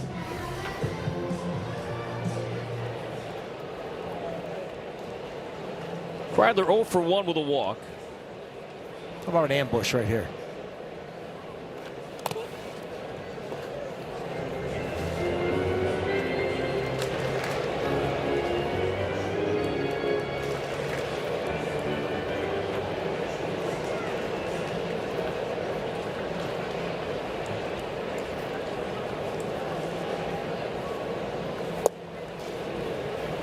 Two balls and no strikes on Kreidler. Larnach's spot due up next.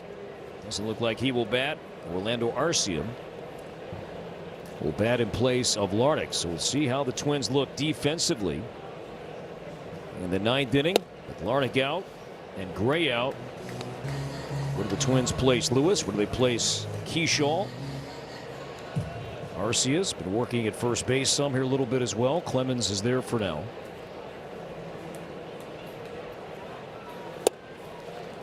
Arcia can play short, so some options here. I mean, does Keyshaw go to second? Does Royce go to first? Does Arcia go to short? Put Clemens in the outfield. Clemens in the outfield. 3-2 on Kreidler. And Kreidler, he played some left earlier on this homestand. Cody's been playing more center here lately. Right now we focus on the Twins offense in this 1-1 game. 3-2 on Kreidler. To short, and Witt Jr. with a quick throw. And he gets that ball in his glove, and then it is in his hand in a blink of an eye. Yeah, no wasted motion by Bobby Witt Jr. there.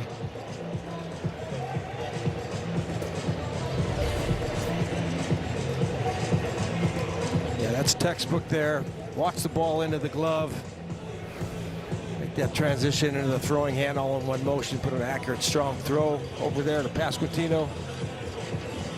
For baseball savant, outs above average, Bobby Witt has been the best defensive player in the game. Plus 16 outs above average.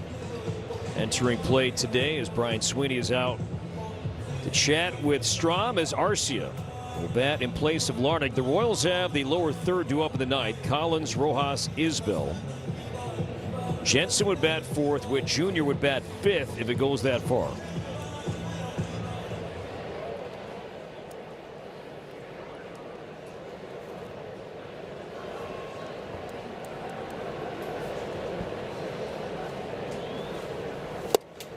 Big swing from Arcia on the backswing. In fact, he clipped Jensen. So Orlando was thinking about a 2-1 lead with that cut.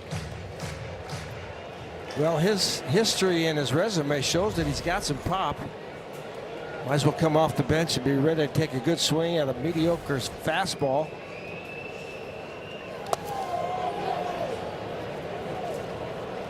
No swing. Strom's never been a really hard thrower. He tops out around 92 generally.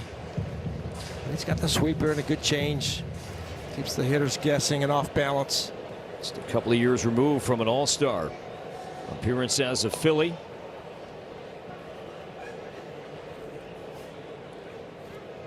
Now 34 years old. 1 ball, 1 strike on Arcia.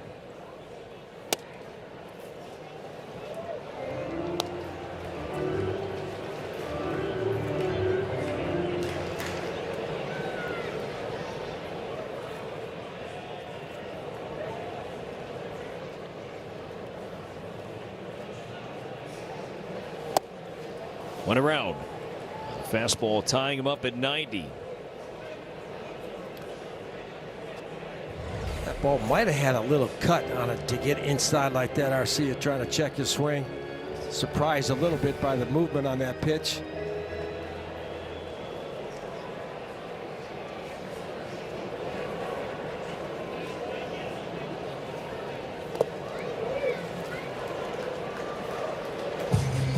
There's that change. Good take by Arcia. Excuse me. Kreidler got to 3-2 as well, but he saw a little sweeper that he rolled to short. Lee on deck if Arcia can reach here in the 8th inning. A swing and a fly ball into left field and deep. Back it goes to the seats, to the wall, and gone. He's done it, a pinch hit home run from Orlando Arcia. And the Twins take a 2-1 lead here in the 8th inning.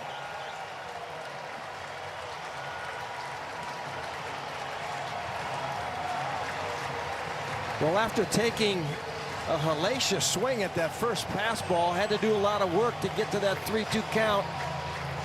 I really thought that Strom was going to throw some type of off-speed pitch, but he challenged him. That's got to feel really, really good. That little fastball outer third. He goes out and gets extension. His 91st career big league home run, first as a Twin. And it comes in a clutch moment off the bench. A pinch hit, 2-out home run to the bleachers and left, and the Twins lead by 1 late today. Brooks lead to third. Backhanded by Rojas, and his throw pulls past Quintino into foul territory. Inning over, but the Twins have their first lead today. Arcia off the bench clears the wall and left, a pinch hit home run, and the Twins are 3 outs away from a Saturday win at Target Field. We love this game. It's our legacy, powered by you. There's the hero there, Orlando Arcia, putting the Twins up in the 8th there with a nice 2-out homer. A look at the upcoming schedule for Minnesota presented by Progressive. This team will wrap up the homestand tomorrow against the Royals before a well-deserved off day until they meet the Tigers out in Detroit. And Paul, you know, part of this schedule sometimes in the big leagues, you got 17 straight days with a game. That's what the Twins are in the midst of, and it'll be nice to get that off day on Monday. Yeah, absolutely. A couple times a year, you're going to get those long stretches of games. You know, you include the factors of travel and rain delays and all those things. Got to be mentally tough as well as physically tough. Leadoff single, Isaac Collins off Eric Orsi, who has 1 save this season. That came against the Tigers here back in April. But Collins a leadoff knock. 3 stolen bases, and the tying run is on to begin the Royals' 9th. And he won't stay very long because the Royals, as they always do, always have speed off the bench. And Tyler Tolbert will run in place of Collins.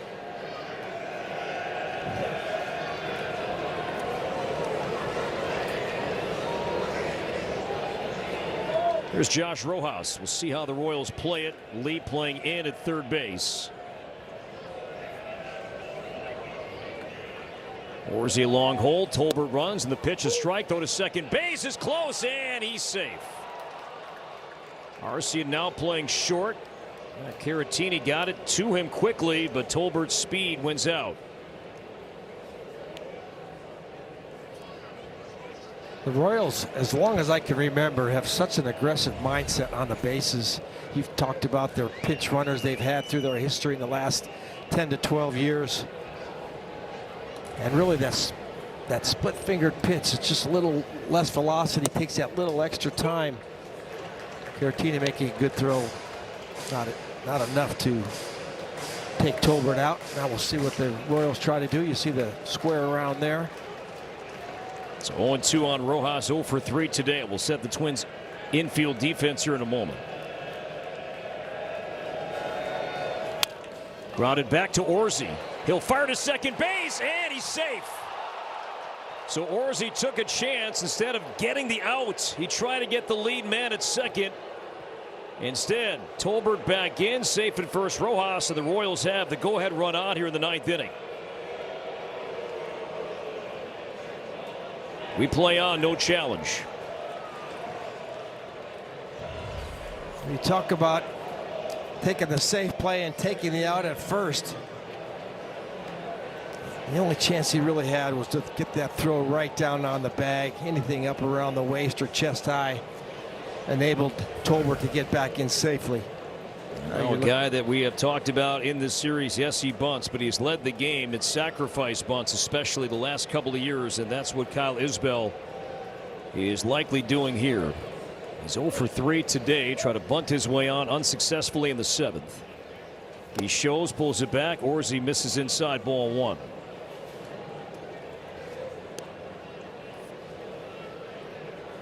And this also increases the likelihood of a Bobby Witt Jr. at bat, Molly, here. Yes, it does. In this 9th inning. So this is how the Twins do look. So Royce now playing at first base for the first time. Keyshaw stays in at second. Arcia is at short. Clemens is now in left.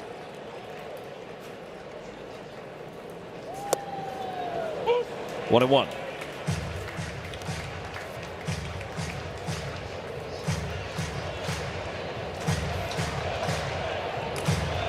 Royce working in a first baseman's mitt for the first time. Started at second base today. Now in the 9th is at first. Isbell showing. Lays it down perfectly. Orsi bare hands, throws in time. Keyshaw covering. And that's what Isbell does so well when asked to sacrifice himself to advance teammates. He does. Tolbert to third. Rojas to second. And now Jensen. Yeah, just fundamental. Royals are good at playing small ball, keeping that barrel above the handle. Make sure you get that ball down on the ground. Just slightly favoring the third base side, making sure those runners advance 90 feet. So the infield comes in. Tolbert speed, contact play likely on. As Jensen outside for ball 1. The lone run so far for the Royals came from this man to begin the game. A leadoff home run off Joe Ryan. But Orsi, the Twins in a jam right now. Second and third, 9th inning. Fly ball right center field. Playable. Here comes Martin. Catch is made. Tolbert tags. It's cut. No, it's not. Not in time. Tie game. Holding at second base, Rojas. And it's a 2-2 game. So the Royals manufacturing the game tying run here in the 9th. And the Royals answer back. And here comes Witt, first base open. 2 down with Pasquantino on deck. And we'll see what the Twins do here against Bobby Witt Jr.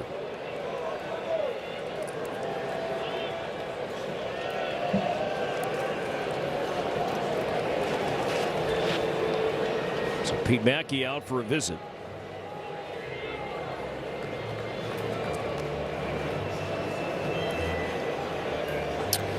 This copyrighted telecast is presented by authority of the Minnesota Twins and may not be reproduced or retransmitted in any form, and the accounts and descriptions of this game may not be disseminated without the express written consent of the Minnesota Twins. You know, Molly, any part of you surprised that Rojas did not advance to third base when Martin's throw came all the way in, or unsure based on where that throw was, if it was going to be cut? You want to give this guy a chance to bat in this spot and not have any idea of making the third out at third base? I would have been tagging up and watching to see where the throw was headed. You know, Martin got a little bit maybe out over his skis, thinking he'd have a chance to cut down Tolbert there. But once I saw that throw directed towards home, I would have tried to take that 90 feet. So Orzy will pitch to Witt for now. 1 for 4 today and a fastball strike at 94. Twins in the ninth inning will have Clemens, Bell, and Martin.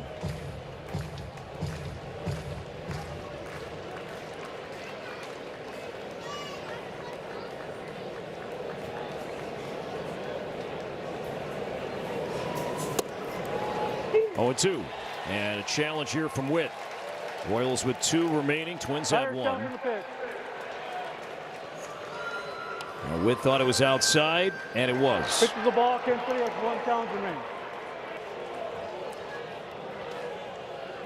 Well, Orzy kind of following the Joe Ryan playbook. They've really been trying to paint that outside corner with fastballs.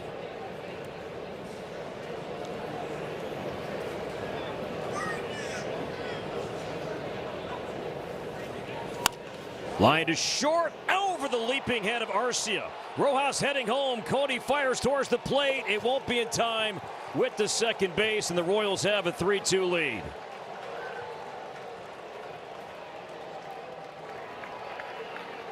Just over the head of Orlando Arcia, and the Royals have scored twice and lead by 1 here in the ninth inning. Well, a couple of thoughts. Not taking that sure out on that comebacker comes into mind, and then to me, the way Bobby Witt took those 2 fastballs away, he was looking for that splitter, I think, the entire time. He finally got one and just got it over the outstretched glove of Arcia. No chance for Clemens. So now Pasquantino.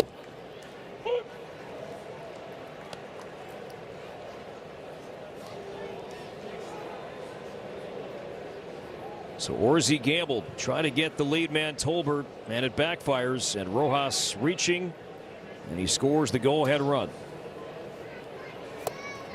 0-2.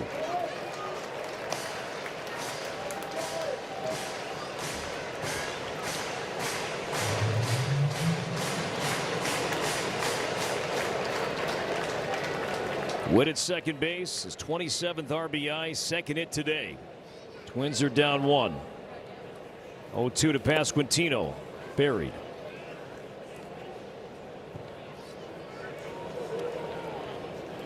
Kansas City's pen. Alex Lang had a save on Thursday. He'll have the bottom half of the ninth with Clemens, Bell, and Martin due up 3, 4, and 5.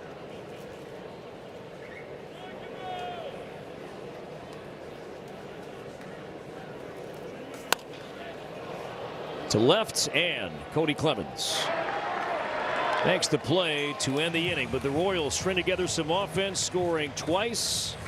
A sac fly from Jensen tied it, and Bobby Witt's single to left put the Royals on top 3-2, bottom 9 next. And sets.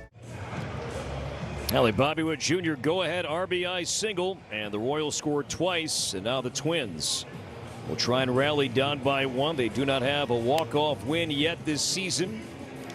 Twins are 5-9 in one-run games.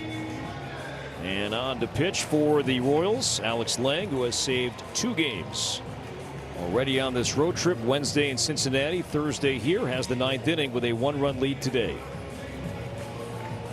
And Tyler Tolbert, after running for Collins, stays in the game and left. So Cody Clemens leads off. He's 0 for 3. Strike 1 from Lang.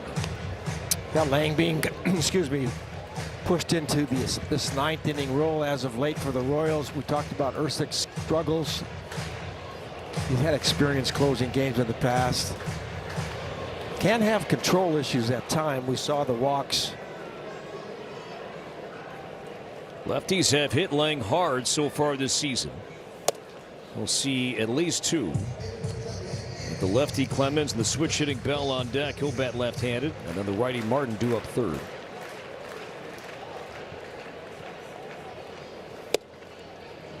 Change up for strike 2 on Cody.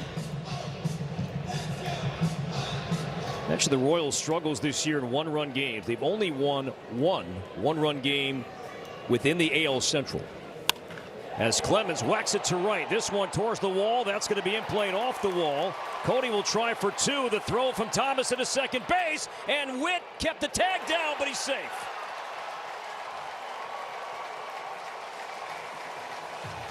Close play. The Royals no doubt will challenge Dan Merzel. Second base umpire making that call. So a solid swing. Thomas played it perfectly, and amazingly Witt kept the glove down. And the Royals will not challenge. So Clemens a leadoff double. Good start here in the 9th inning. Yeah, Cody continues to swing the bat well. I really thought he was going to hold up at first. Once Thomas let that second bounce happen, that's when Cody made up his mind to go ahead and be aggressive. Now Josh Bell can win it with one swing and a foul ball. Clips Jensen. We saw the Royals last inning. They manufacture movement. They put the ball in play, and it paid dividends. It did. Now you get a sack bunt and a sack fly in the same inning. You're executing. See Thomas make a strong throw.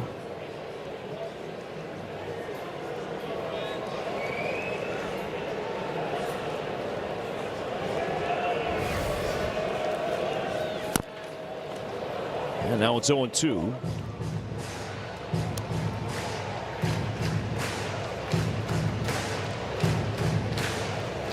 Bell 0 for 3 today. He's hit safely in 8 of his last 9. Austin Martin on deck. We need contact here. Put it in play.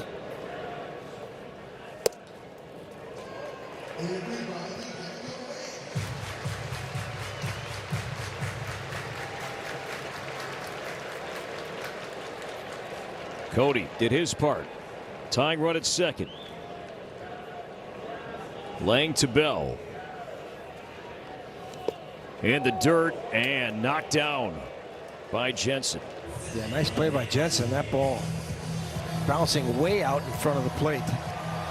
Looks like Lang had a little trouble with maybe that when that cleat hit the ground, he kind of got stuck a little bit. Nice block.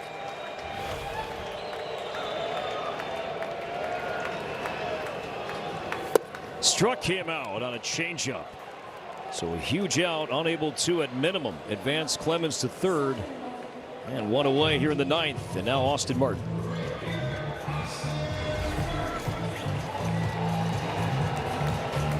Yeah, good downward movement on that changeup from Lang and a 2-strike count.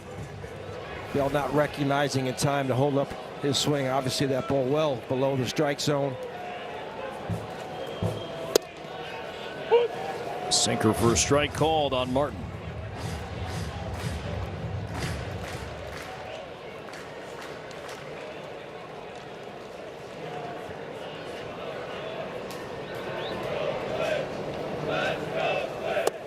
Outside, another save from Jensen.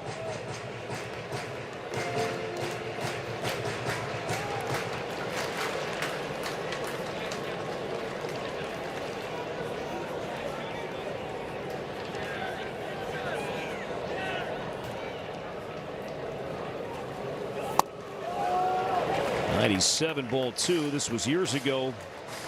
Alex Lang in 2022 with the Tigers. He led the league with 15 wild pitches. There's 3 so far this season in 26 games.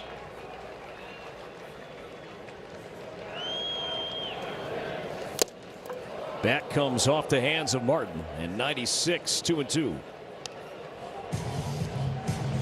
You know, you reference Lang's time in Detroit, and I just remember seeing a guy that on a given day he could look like he has wipeout stuff, but then the next time you see him, he might, like as you mentioned, walk a few people, wild pitches.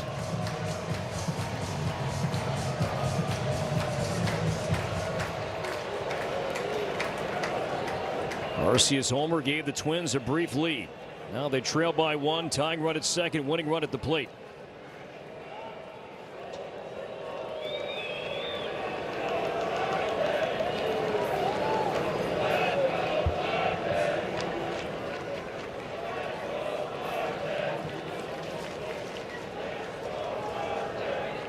The 2-2 from Lang to Martin.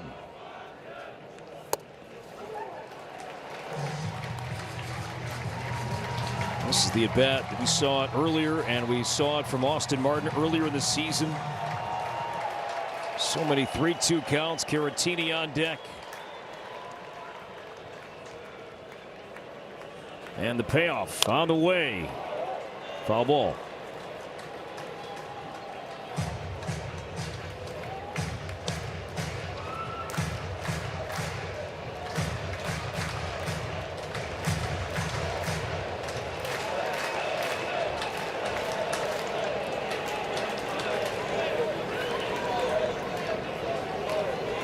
Seventh pitch coming up, and he struck him out on a sinker at 97. So back-to-back strikeouts from Lang, and the Twins are down to their final out. Yeah, Martin gave Lang a good battle there, fouled off a couple tough pitches. A lot of movement on that two-seamer at the top of the zone.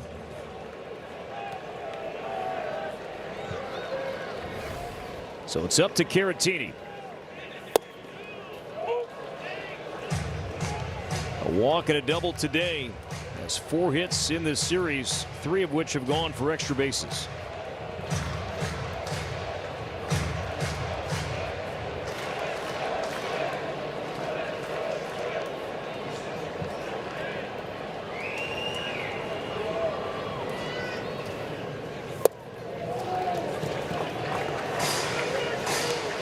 Back-to-back double homer games would give the Twins their first walk-off here.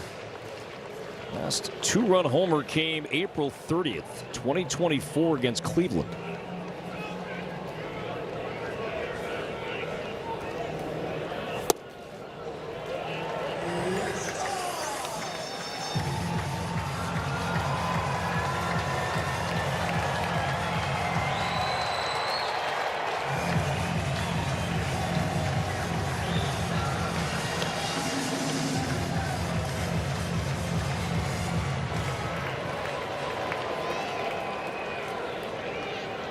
Clemens tying run at second. 2-1 to Caratini. Strike 2, and Caratini will challenge as a batter. Catcher challenging. There's that front door two-seamer once again. It was a strike. Came back just enough. Twins are out. And now they're down to their final strike.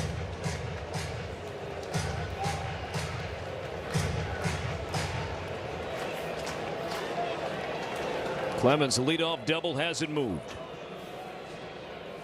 Now the 2-2, the switch hitting Twins catcher. Hit him. And how's this for a 9th inning stage?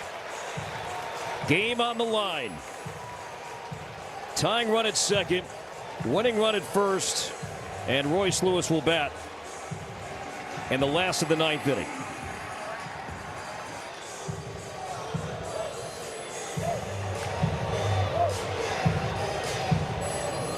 It is amazing how the moments can find you.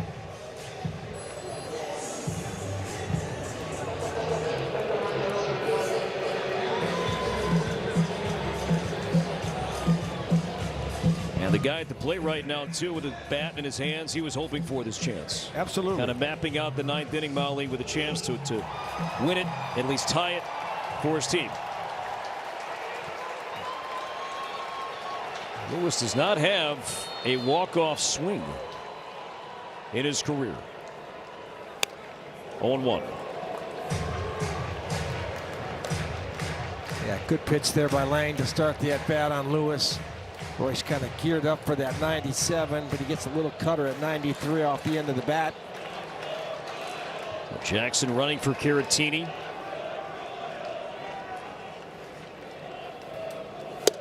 Oh, and 2.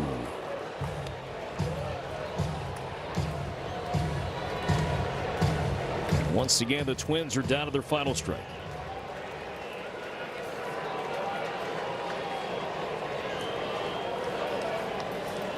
Two on, 2 out, 0-2 on Royce. Jensen's been busy this half inning.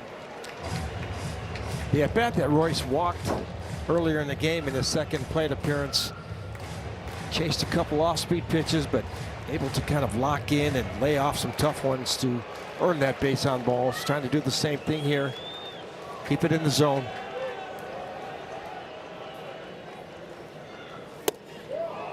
Just low, and a challenge here from Jensen. If it's a strike, the game is over. It looked like it missed watching it live, and it did. The ball against it is 1 challenge remaining. Royals have 1 left. 2-2. Love the drama here.